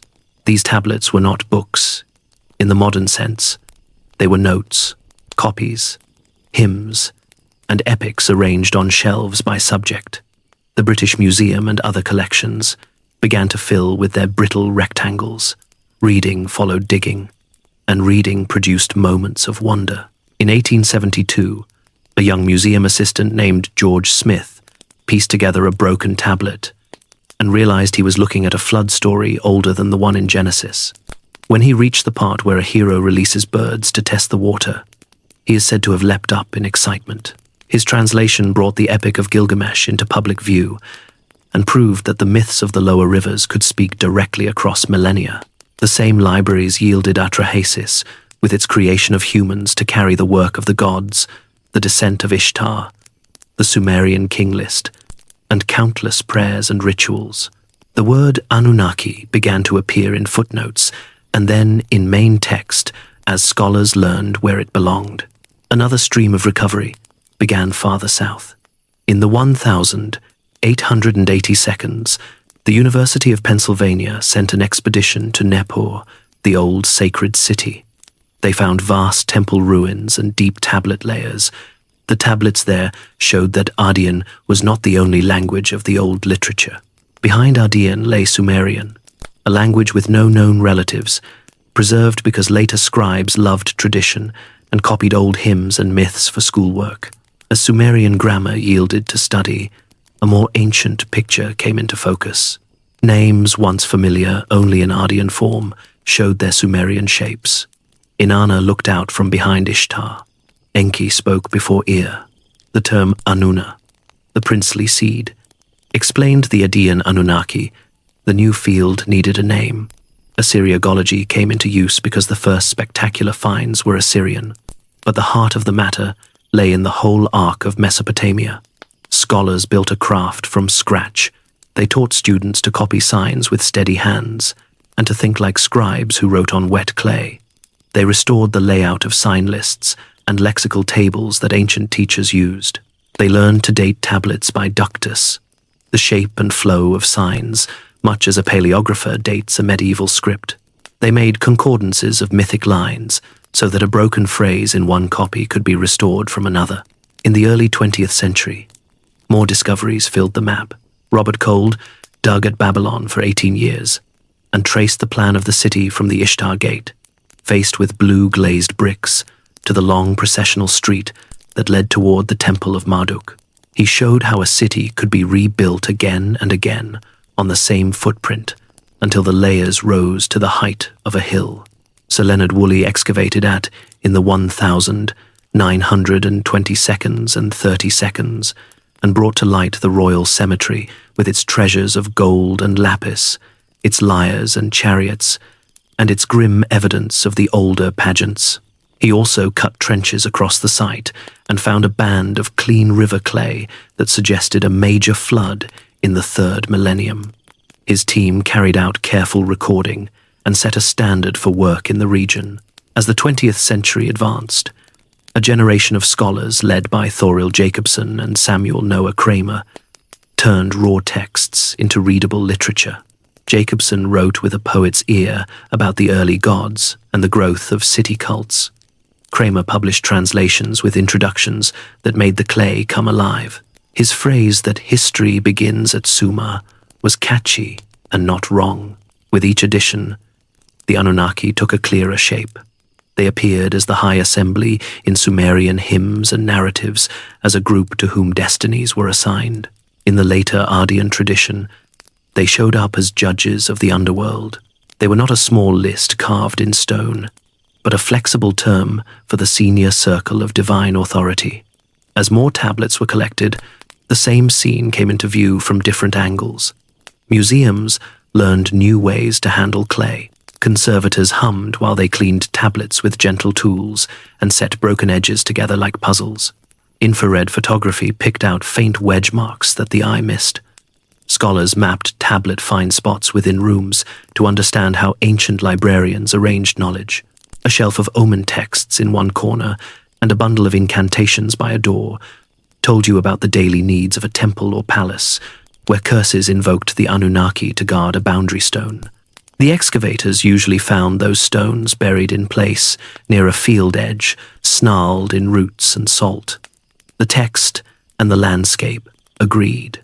Archaeology also gave context to the mythology. The ziggurats of Ur and Uruk showed how temple towers would have dominated the skyline when hymns called gods to descend and bless a city. The stepped platforms under early temples at Eridu revealed the deep antiquity of Enki's cult on the Gulf shore, where sweet water and salt water meet. At Nippur, block by block, the Eeyore precinct made sense of texts that placed Enlil at the center of the divine council. Cylinder seals from workshops in many cities pictured the seated deity handing a rod and ring to a human official. They were small, but they carried the same message as the law codes and the hymns. Authority is measured and given. The old idea of a high court that sets fates was not an abstraction to the people who made these things. It was the frame of their lives. Not every find fit neatly. For a time, there was debate about how to count the Anunnaki and which names to include in a roster. One text suggested hundreds ordered by heaven and earth.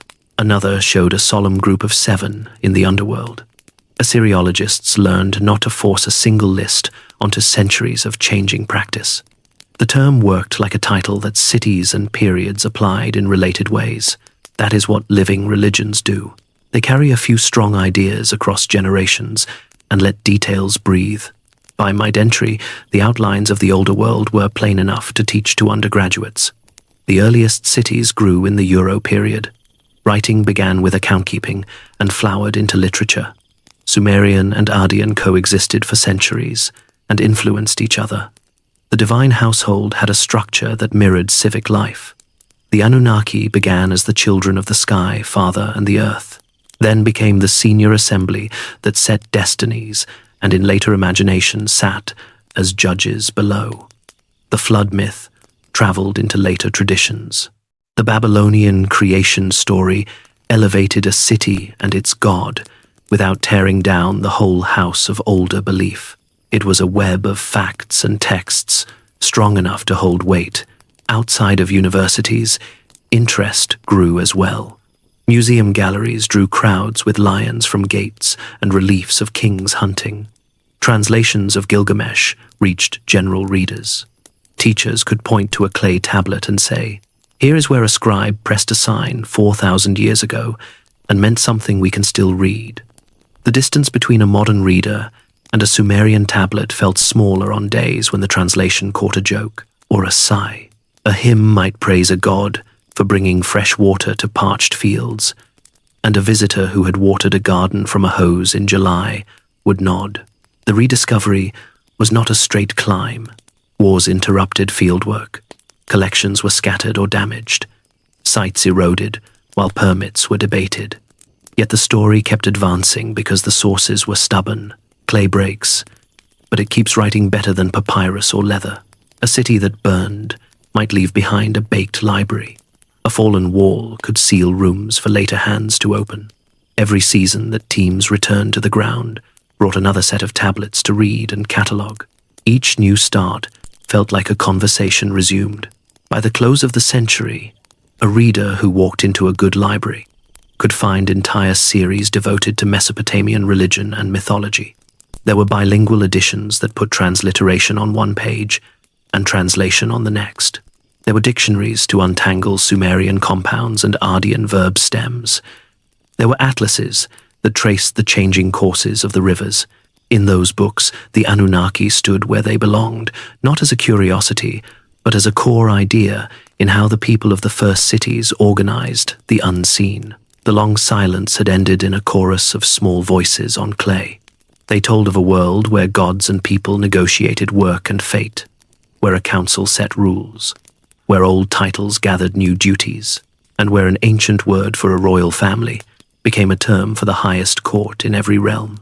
The Anunnaki had been lost, and then they were found, not as legends alone, but as lines and seals and bricks that you could hold in your hand. Once scholars could finally read the tablets, most listeners were satisfied simply to enjoy the rediscovered stories. They admired the quiet humor in a hymn, the blunt honesty of a law code, the way a flood tale from 4,000 years ago could still tug at the mind. For many people, that was enough. A long, silent world speaking again through clay. But some readers wanted something bigger. They looked up at the night sky, then back down at the wedge marks on those tablets, and wondered if sky meant more than the ancients ever said aloud. Maybe, they thought, these gods were not just beings of myth and ritual, but visitors from somewhere far beyond the clouds. That is how the Anunnaki stepped out of academic books and wandered into late-night documentaries, paperbacks with glowing covers, and long conversations in the stranger corners of modern culture. The first push came from writers who loved to ask whether old monuments could really have been made with the tools of their time. In the late 20th century, photos of pyramids, vast stone blocks, and weathered ruins were printed beside bold questions. Were these signs of forgotten technology? Could they be evidence of flying machines or rockets long lost to history? The tone was breathless. The answers left hanging, just enough to stir the imagination. Soon, Mesopotamia joined this pattern. If ziggurats were not simply temple towers, perhaps they were launch platforms. If the Anunnaki descended from the heavens, Perhaps they had done so in ships of metal rather than cloud and light. The landscape of myth became a canvas for outer space speculation. Then came an author who wrapped these ideas into a single sweeping story. He argued that the Sumerians had not simply created myths. Instead, they had recorded memories of real beings from a distant world. He named that world Nibiru, imagined as a wandering planet on a long, cold orbit that only sometimes passed near the sun. According to this tale, the inhabitants of that world were the Anunnaki. In this version, they came to Earth in search of resources, especially gold, to heal their failing atmosphere. When they found early humans, they saw raw potential. Enki, no longer just a god of wisdom and water, became a kind of scientist. He mixed divine essence with the flesh of a clever primate, producing a new species capable of understanding orders, working hard, and even speaking with its makers. In other words, he created us. The idea was dramatic, and it felt modern. It used the language of planets, genes, and experiments.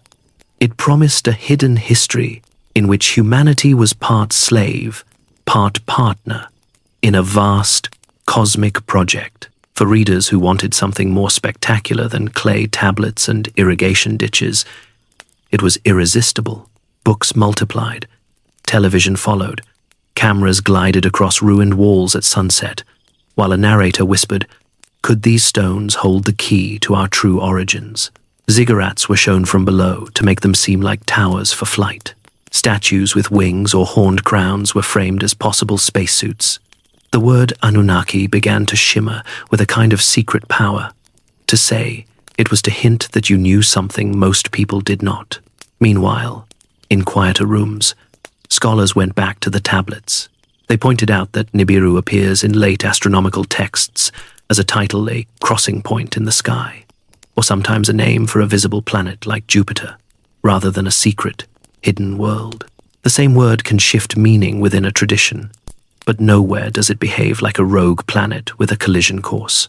They noted that, in the earliest myths, the Anunnaki are described as the high assembly of the gods, or later as judges of the underworld, not as miners from the edge of the solar system. Their functions are cultic, cosmic, and moral, not mechanical. They explained that the story of people shaped from clay mixed with the blood of a god is part of a ritual way of thinking. It explains why humans can speak, remember, and take part in sacred duties. It is theology, not a lab notebook, and they reminded anyone who asked that orbits obey physics. A large, unseen planet looping close to the Earth every few thousand years would tug on the other planets in ways our telescopes and instruments would notice. The sky is watched closely by professionals and amateurs alike, something that big cannot hide in plain sight. Still, predictions came and went. Some claimed that Nibiru would return on a particular date, bringing upheaval, revealing the Anunnaki, or ending the current age. Astronomers replied, with patient graphs and sky charts. The dates passed. The world continued, with its usual mix of storms, elections, and ordinary difficulties. The fact that these ideas keep resurfacing tells us something surprisingly gentle about human beings. We long for meaning on a grand scale. We want our presence on Earth to be part of a vast story, whether told in the language of gods or in the language of distant civilizations among the stars. The people of ancient Mesopotamia felt this too. They answered with temples, rituals, and the picture of a council, the Anunnaki who set destinies in an ordered universe. Modern seekers answer with telescopes, theories, and sometimes with elaborate tales about hidden planets and engineered humanity. In both cases, the hunger is the same, to see the frame around our own lives. There is, however, a third way to meet these stories. It stands between unquestioning belief and impatient dismissal. This third path treats the ancient texts as human documents, deeply rooted in their time and place, and reads them carefully, line by line. It accepts that myths are not mere fantasies, nor are they secret technical manuals. They are reflections of how people understood their world, its floods, its kings, its work, its grief. On this path, the flood story is not proof of a global cataclysm caused by a passing world. It is the memory of living in a river country where water could both nourish and destroy. The creation of humans to carry baskets and clean canals is not evidence of a genetic experiment, but an honest acknowledgement that societies rest on organized labor and that someone always has to dig. The descent to the underworld is not a record of travel through a wormhole. It is a ritual way of talking about death, mourning, and the duties the living owe their dead. Offerings, names spoken aloud, a place kept in memory. The Anunnaki, in this view, are not visitors from stars. They are the imagined face of order and decision in a world that could feel chaotic. They are how the first city dwellers expressed their need for fairness, for stable rules, and for someone somewhere to keep an eye on things when human judges failed. This does not mean that modern creativity must fall silent. Fiction thrives on what if. A novelist may imagine an Anunnaki standing in a windswept desert, watching rockets rise where once only reed boats moved along canals. A game designer may build a fantasy world where relics of the Anunnaki grant strange power. None of this harms the old myths, as long as we remember what is invention and what is translation. Problems arise when speculation dresses itself in the clothes of scholarship. When a book claims that it is simply revealing what the tablets say, but its lines do not match any known text, then we have slid from imaginative storytelling into deception. It is the difference between a legend told around a fire and a forged map sold as truth. The surest cure for confusion is not scolding. It is reading. Read a tablet that lists rations for a crew clearing a canal. Then read the part of Atrahasis where the gods decide that humans will carry baskets in place of the junior deities. Feel how myth and account echo each other. Read a lament for a ruined city, and then look at photographs of burned bricks and collapsed walls from a real site laid low by war or disaster. The poem and the ruin speak to each other. Read a hymn that praises a god for bringing fresh water to cracked fields, and then imagine a summer when a canal finally fills after months of worry. In that moment, the line between practical need and divine gratitude becomes very thin. Step back, and the modern life of the Anunnaki splits into two strands. In one strand, they remain what the ancient tablets show, the high council of a pantheon, the judges of the underworld, the guardians of order in a land that depended on fragile canals and strict agreements. This strand is supported by clay and context, by archaeology and philology, by the slow, brilliant labor of people who spend their days squinting at wedge marks.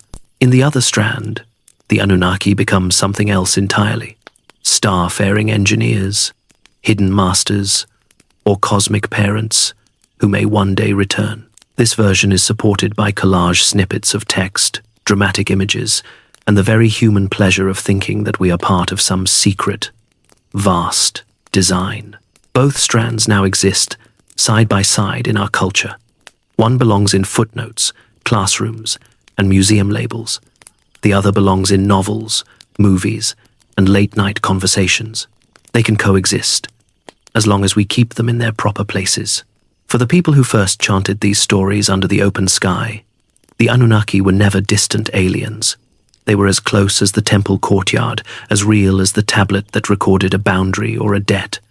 They were woven into the way a city understood law, work, and fate. In listening to them now through translations and careful study, we are not uncovering a hidden science. We are overhearing our own species, at the very beginning of urban life, thinking out loud about what it means to share a world. The clay does not need rockets to be astonishing.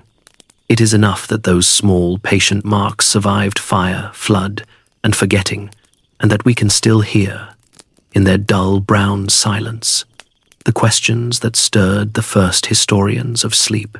If you want to see how a modern society wrestles with ancient stories, go to 3 places in one afternoon.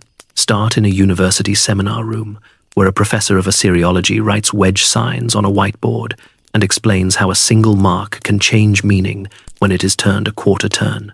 Walk next to a planetarium, where an astronomer shows a sky full of tracked objects and explains why wandering worlds reveal themselves long before they arrive. Finish in a museum conservation lab, where a specialist in broken clay coaxes a new line out of a tablet with a brush and a light. Between these rooms, you will watch a myth pass through scrutiny, not to flatten it, but to find its proper size.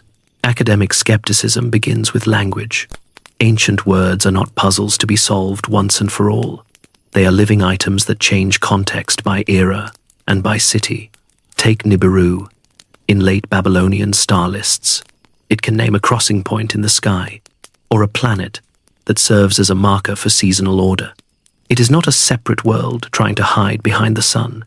The word Anunnaki behaves in the same way. In Sumerian hymns, it names the high circle of gods who set destinies.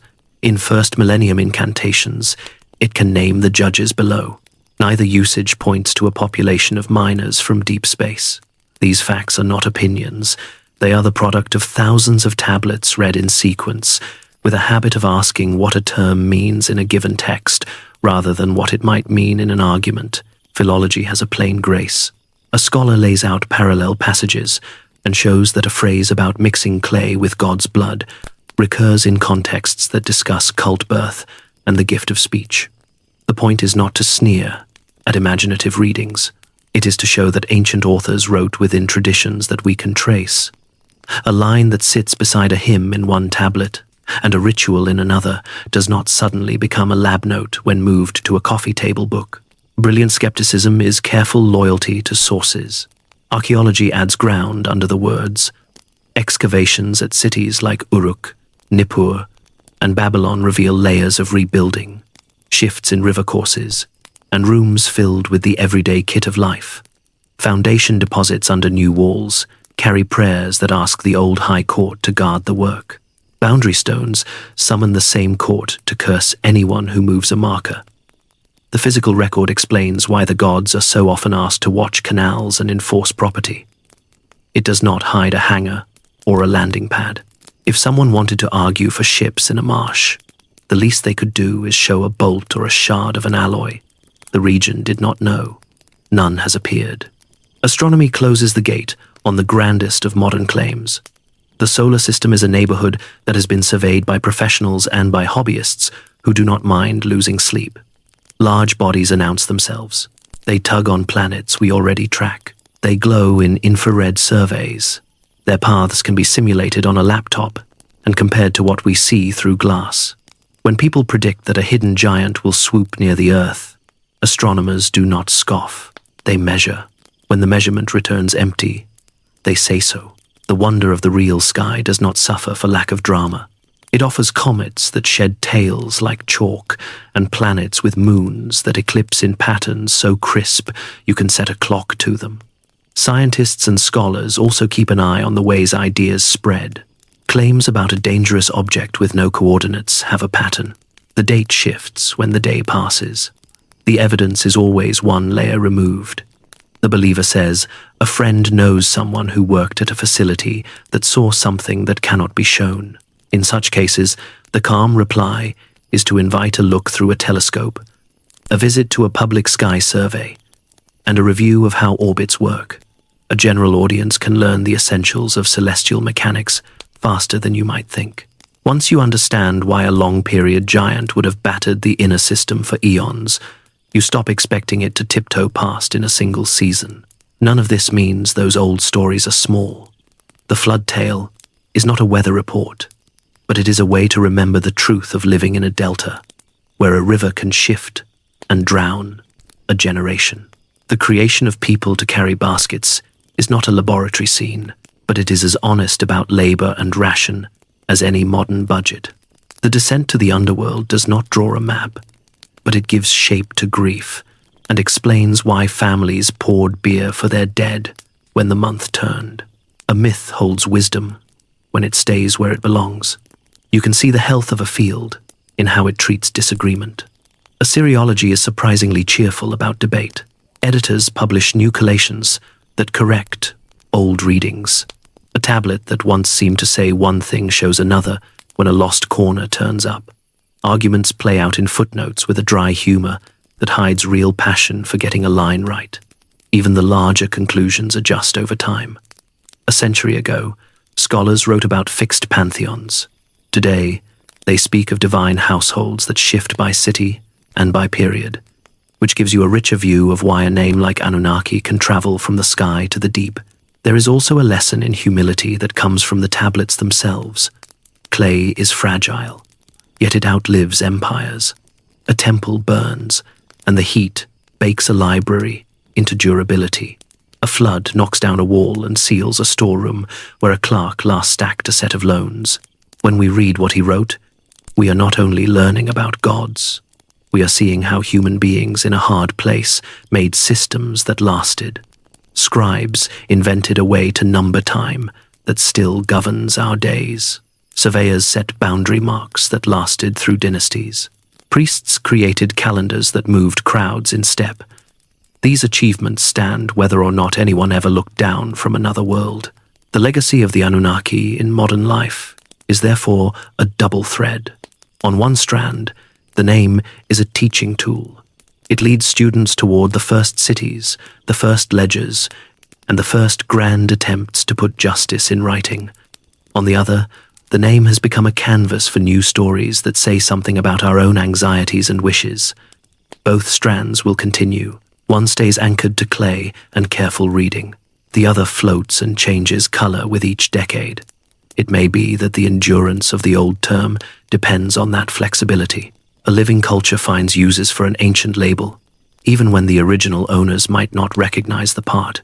What matters is that we keep the categories straight. When a museum label tells you that a tablet is a hymn to Enlil recorded in Sumerian and copied in Akkadian, that is a piece of knowledge hard won. When a late-night host tells you that the same hymn is a veiled description of a machine, that is theater. Enjoy the show, but do not put it in a footnote. The ancient authors deserve that respect. They built a world in words that explained why cities rise and fall, why work must be shared, and why promises bind. They named a high council that fixed destinies, and they later pictured that council as a bench of judges below. That is quite enough grandeur for one tradition. If you want a last brilliant test of how myth and science can coexist without quarrel, go back to the planetarium after dark. A guide dims the lights and brings up the sky of a spring night over the lower rivers 4,000 years ago. The constellations look both strange and familiar. The moon rises. A line appears that marks the path of Jupiter as it would have moved that month. The guide quotes an omen that links the bright god to good harvest if a wind blows from a given quarter. Then the guide explains how the planet loops against the background stars because of the dance of our orbits. No one in the room feels cheated. The old line and the new explanation sit together as neatly as an offering bowl inside a brick shrine. The Anunnaki keep their seat in memory. The sky keeps its beauty. We keep our appetite for both. Walk into a quiet room with a single clay tablet on its stand, and you can feel the distance between us and the first cities shrink to nothing. The marks are small and tidy, a list of offerings, a hymn, a king's boast. Somewhere behind it stands a priest who counted loaves at dawn, or a scribe who copied a line until it sounded right. Out of this plain material, the people of the lower rivers built a map of the unseen that they called the work of the Anunnaki. It explained why days had shape and why rulers needed limits. It said that destinies were spoken in a court that stood above human quarrels. It was practical spirituality, and it proved durable. The old stories are not random legends stacked one on another. They are a joined system. The separation of sky and earth gives the world structure. The council of the high gods sets fates, so that kingship and calendar have weight. The creation of people answers a labor problem, and justifies a social order where canal rosters and temple rations matter. The flood resets the balance when growth outruns the land's patience, then leaves a promise that life will continue within a narrower span. The descent to the realm of the dead teaches that grief can be managed if the living remember the names of their own. Each episode solves a problem that a city faces and turns it into a story that can be repeated at festivals and read in quiet rooms. When we say mythology, we sometimes mean a cloud of fancy. In Mesopotamia, it was also a handbook. The Mi are not ornaments in a poem. They are a catalogue of powers that make a city work, from plows and weaving to truth and kingship. The Anunnaki are not a parade of caprice. They are a council that guarantees that decisions echo across years, and not only days. Even the grandest moments carry a Clark's sense of what must be tallied. When Inanna carries culture home by boat, she returns with real institutions. When a boundary stone calls on the high court to curse a thief, it is enforcing a fence line that keeps a harvest safe. This clarity is why Mesopotamian myth traveled so well. Traders carried it upriver. Conquerors repackaged it for their own capitals. Scribes adapted the caste as duties shifted. The Hittites borrowed the idea of elder gods, confined below by a younger order. The Babylonians promoted a city god to chief and gave him the task of setting the sky in measurable paths. The Hebrews who lived within reach of the same rivers shaped a flood story that kept the bones of an older tale and placed it in a new frame of one god and a covenant. Motifs crossed languages with the ease of a caravan on a brilliant road because the needs they met were the same. Every society must think about work and authority and catastrophe and loss. A modern reader can move between these retellings and watch a new thing happen. Myth becomes a way to compare how cultures answer the same question in different rooms. Why does power belong to some and not to others? Sumer says the office descends from heaven and is ratified in a sacred city. Babylon says a god who rebuilds the world earns the right to rule the rest. Israel says a single creator binds kings to justice and remembers the poor. The argument is centuries long and entirely civil on the page. Each tradition hands down a set of stories and expects citizens to live with the consequences. There is a pleasure in how concrete the Mesopotamian system stays, even at its most cosmic. Ziggurats are not abstract ladders. They are bricks that lift a ritual to a height where a procession can be seen across a city. A calendar is not a metaphysical diagram. It is a schedule for canals, sowing, and harvest that people chant so everyone shows up on time. Omens do not turn people into puppets. They turn attention outward to sky and wind so that decisions are made with care. The Anunnaki sit above, but they never float away from streets where millstones turn and barges nose through a narrow lock. If you ask what gives these myths their staying power, the answer is that they keep their feet on the ground while their eyes are on the horizon.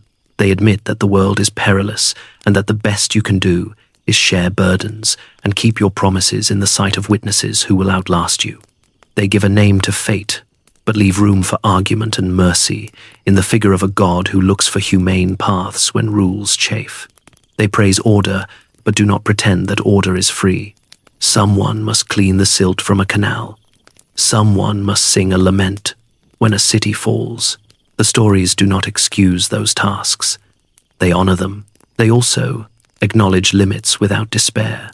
Mortality arrives after the flood, not as a curse only, but as a boundary that makes society bearable. The afterlife is no prize, yet the living can comfort the dead with regular attention.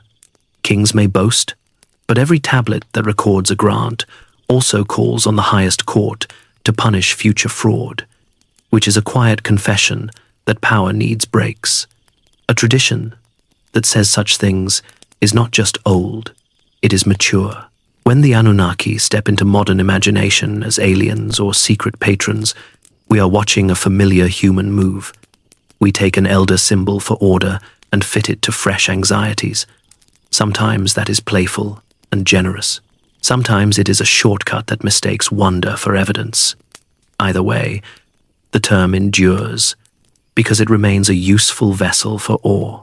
A writer can put it in a sentence, and readers will sense that something large is at stake, even if they cannot say why.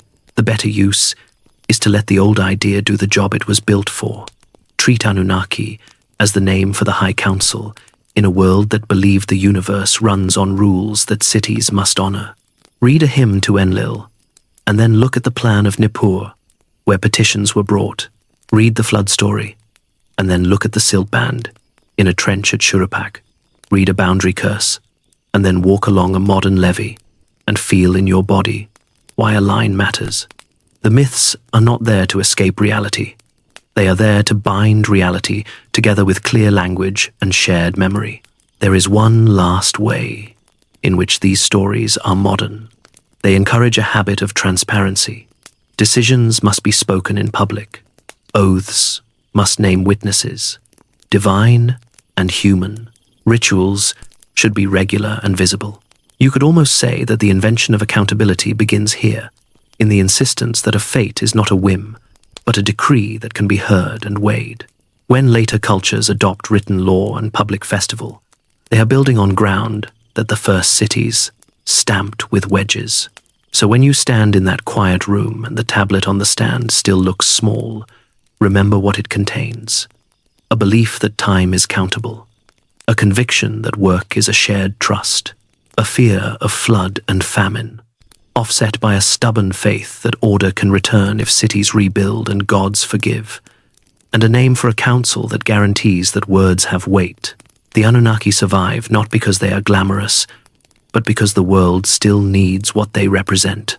If you strip the gold from funerary masks, roll up the painted wall reliefs, and set aside the grand names, what remains is a set of worries and hopes that look very familiar.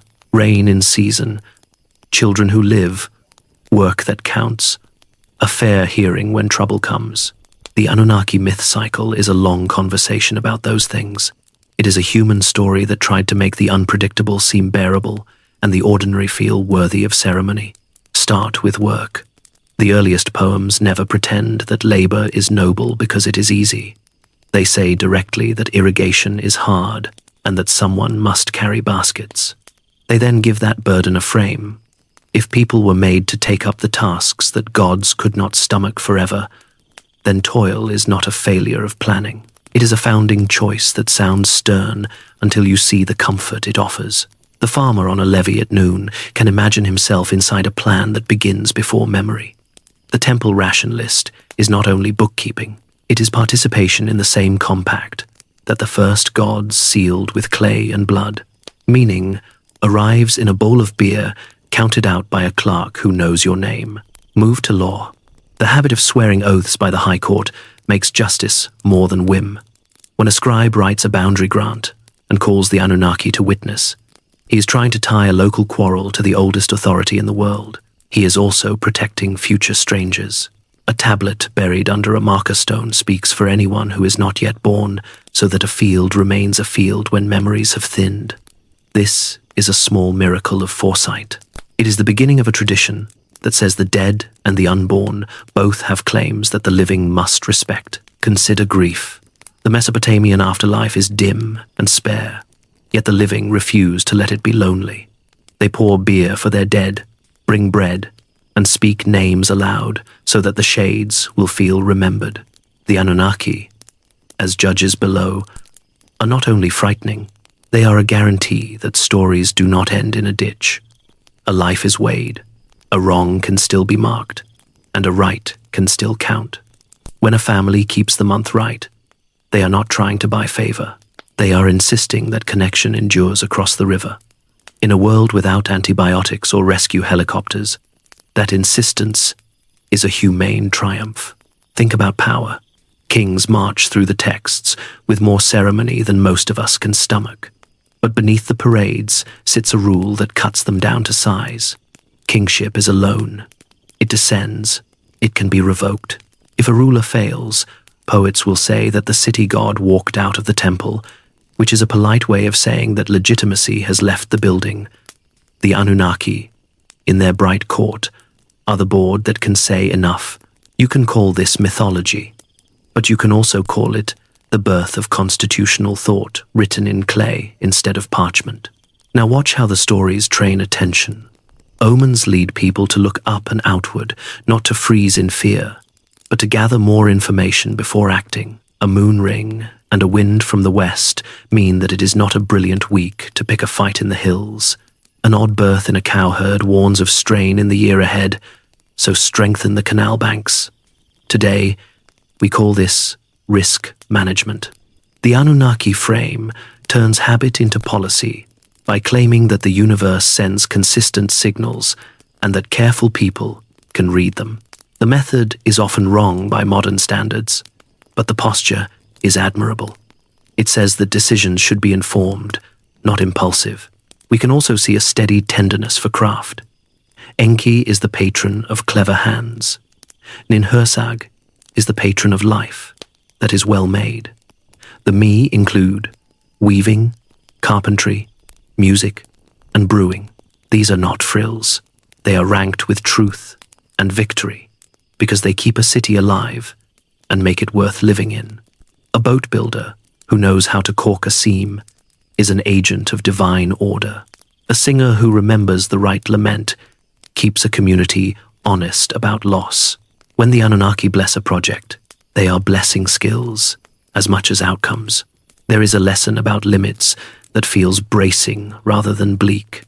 After the flood, the span of human life is shortened, not to punish, but to prevent the world from choking on success. This is ecological thinking. Before the word existed, the council chooses a ceiling so that the system can persist. Modern readers hear an echo of ration books and water tables. The ancients heard a boundary that restored sleep to gods and rest to the earth. Either way, the idea is the same. Enough is a virtue. Too much can break the very thing you love. The myths also refuse to make virtue simple.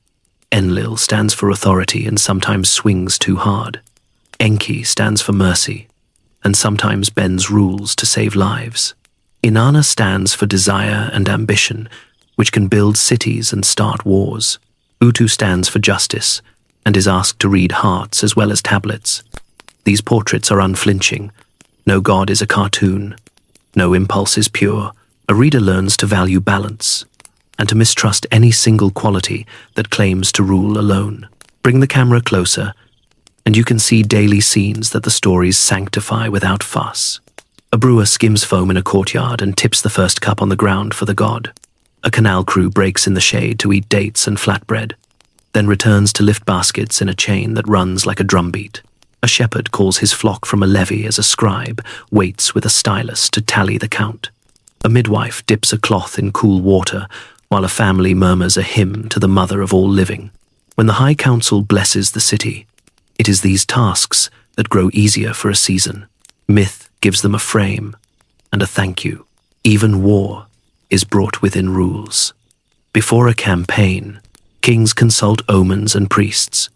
They make offerings and swear that they will spare certain sanctuaries. When the season ends, they hang up weapons and mark a festival that mends civic life. The Anunnaki do not ban violence. They domesticate it. They require that power answer to expectation.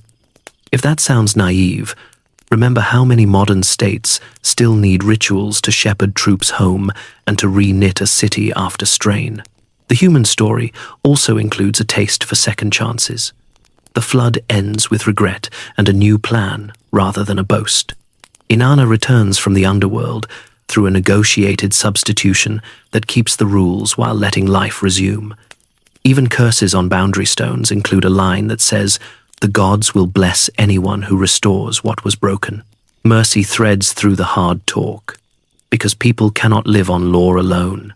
It is easy to think that belief in a council of gods belongs to a distant past. Then you notice how much of our life still echoes the older pattern. Companies and courts sit in rooms and decree outcomes that shape years for thousands. We build calendars that tell us when to plant, when to pay, when to gather, and when to rest. We keep ledgers and expect strangers to honor them. We pour drinks for absent friends and speak names at graves. We hope that someone beyond the room keeps a record of what was fair and what was mean. The labels have changed. The habits have not. What the Anunnaki offer, in the end, is not a set of exotic images, but a way to match human scale to cosmic scale. They make it possible to say that a loaf offered in a side chapel and the path of Jupiter across the month both belong to the same order.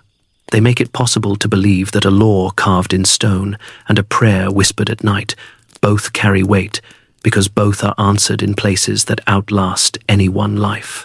That belief steadied people who lived with fickle rivers and capricious kings. It can steady us as well if we translate the terms with care. So the human story behind the Anunnaki is not really about gods. It is about the choice to live as if words matter, as if work is holy when shared, as if limits are a gift, and as if memory binds the living and the dead. The first cities pinned those choices to clay. The tablets are small, but they keep speaking. If you want to test whether the Anunnaki are only words, take a map and go where their names first made sense. The story lives in places. It breathes in the shape of riverbeds and the smell of baked brick after rain. A myth that began as chants in temples still has addresses. Start at Eridu, far to the south, where the ancient shoreline once lapped against low ground. Here, the Sumerians said Enki kept house at the meeting of sweet water and salt. Archaeologists found a stack of temples, one built over another, like chapters placed on a shelf. Each layer carried an altar and a plan that grew a little more ambitious than the one beneath it. Stand there, and you understand why a god of wisdom would live at a margin between worlds. The sound of reeds in a breeze is a quiet lesson in beginnings. Move north to Ur. The ziggurat rises from the plain with the stubborn pride of a survivor. Woolley cleared its stairways and found the royal cemetery nearby, where gold, lapis, and carnelian lay with lyres and carts in a pageant of farewell. You can trace the route of a funeral party in your head. Musicians led. Attendants followed. A queen descended to a chamber furnished as if for an evening that would never end. The logic was clear. The underworld needs civility too. Uruk still sprawls like a small country. It once held districts for Inanna and An, with platforms and halls that could hold crowds whose voices would roll like surf across sunlit brick. Uruk gave us writing, and the first argument about what a city is for. Walk its mounds, and you can almost hear the clicks of styluses and the creak of loaded carts in lanes lined by mud walls. When a tale says that Inanna sailed home with the gifts of culture, Uruk is the city she made worthy of the cargo. Nippur looks modest from a distance, a tangle of mounded earth with baked brick peeking through. But this was the seat of Enlil, and the place where kings sought the right to rule. The Ikur precinct gives the idea of a cosmic council, a floor plan. Courts, storerooms, stairways, and altars are pieces of a working campus, where petitions rose with incense and clay tablets moved like memos between rooms. The thought that the Anunnaki decreed destinies makes sense when you pace the remains of a complex built to turn vows and offerings into outcomes. Lagash lies in the flatlands like a book left open. Here the first legal reforms were carved by a ruler who wanted to curb abuses and defend the weak. Texts from this city have the bite of minutes taken at a tense meeting. They speak of fishing rights in canals, of rations, and of officials who had learned to take too much. The gods of a high council mattered here because someone had to hold the line when the strong leaned hard on the rest. Kish was a northern sentinel. The king list gives it the honor of rule after the flood. Its tells still keep the earth color of long years of sun. Armies passed up and down past these fields on their way to quarrels that we know only from terse entries. A city that watches a frontier learns to love documents. It also learns which gods to call, when you must insist that a promise endure when a throne falls. Shurupak gives a different sort of chill. This is the city that later storytellers named as the home of the flood hero. Excavations exposed a band of river clay that suggests a catastrophic inundation in the early 3rd millennium. Not the end of the world, but the end of a generation's plans. Read the flood tale after you handle that earth, and it becomes plausible in a new way. A council that decides to reset the world sounds like a poet's answer to a city racing to rebuild. Across the Tigris stands Ashur, a city that would give its name to an empire. Its god, also called Ashur, took up roles once filled by older southern powers. Palaces rose along the river, with courtyards where kings displayed reliefs of hunts and battles in long, cool corridors. Their scribes kept omen lists and rituals because even a state that wins often wants a sense that victories and defeats are more than luck. Here the old title Anunnaki still appears, now as part of a wider ledger that includes the fortunes of campaigns and the seating arrangements of conquered gods. On a bend of the Euphrates lay Mari, a river hub, where palaces held hundreds of rooms and archives bulged with letters. The tablets there record kings sending messengers with gifts and threats, governors complaining about barley shortfalls, and priests reporting omens from sky and sheep. The Anunnaki enter these lines as witnesses, a shared language of authority that let one city understand another's oath. A myth becomes policy when it is useful in a letter that must move men and grain. Nineveh and nearby Nimrud take you into the rooms of Ashurbanipal. His library hoarded knowledge with a zeal that still startles. It kept the epic of Gilgamesh and the rituals that named the gods in the right order so that a plea would find its target. In these shelves, the Anunnaki survived the fall of the cities that first named them. The kings who carved lions kept the songs of older priests because the words still worked. Then there is Babylon, a city that insisted on being the center of whatever world it belonged to. Its processional way ran between walls, faced with glazed brick in the color of deep sky. The Ishtar Gate wore dragons and bulls that announced serious business within. In the temple quarter, the New Year rites bound calendar to kingship and placed Marduk at the head of a pantheon that still remembered the older family. When lists divide the Anunnaki into those of heaven and those of earth, that neat arithmetic fits a city that liked tallies, schedules, and measured glory. The story is not only in the ground. It lives in cases and drawers. The Iraq Museum in Baghdad holds riches that tell the whole arc, from prehistoric pottery to the tablets that name the high gods. The British Museum houses the flood tablet that made a young reader jump from his chair. The Louvre keeps kings in stone, who still stare like men who intend to be obeyed. Berlin's museums hold a gate that glitters even in modern light. Each gallery is a stop on the same river of objects that began as offerings and records and ended as ambassadors. What you notice as you connect these points is how thoroughly the ideas cling to geography. A god of sweet waters belongs at Eridu because the plain needs fresh water to live. A council that sets destinies belongs at Nippur because every city sent prayers there. Judges of the underworld fit a society that buried its dead with lamps and spoke month rites at graves. The Anunnaki are not floating abstractions. They are titles that took shape where real people dug, counted, swore, and hoped. Methods matter in this map. Archaeologists trowel layer by layer and log each find with the care of a clerk, because objects without context can lie. A tablet found in a trash pit near a temple kitchen can teach more about offerings than a tablet found in a dealer's case. Survey teams track canal lines visible from the air and then walk them on foot to see which bends still hold moisture in a spring month. Specialists test bricks for salt to guess why a quarter of a city failed. Out of such patient work comes a better sense of why the people who named the Anunnaki made the choices they did. There is also the living land. Marshes returned in the south after years of loss, and with them returned the look of a world that knew reed boats and water buffalo in channels bright with dragonflies. Farmers still coax grain from soil that shines with salt when you walk at noon. Pilgrims and guards still stand on ziggurat steps and watch wind push dust along the horizon. A story that began 5,000 years ago can still borrow details from an afternoon's walk. When you lay the map on a table and place a finger on each city, the old narrative falls into place without effort. This is the family of the sky born out of the plain. This is the council that speaks in a temple where a king asks for a year of favor. This is the court below, where judges listen to names read in a ritual voice. The Anunnaki are the spine that holds the map together. Follow that spine, and you can travel from a first shrine on a sandspit to a library where a schoolboy learned to copy a flood line. Stand back from the tablets and ruins, and you see a simple pattern. The Anunnaki were the grammar of a civilization that needed order in a land of restless water.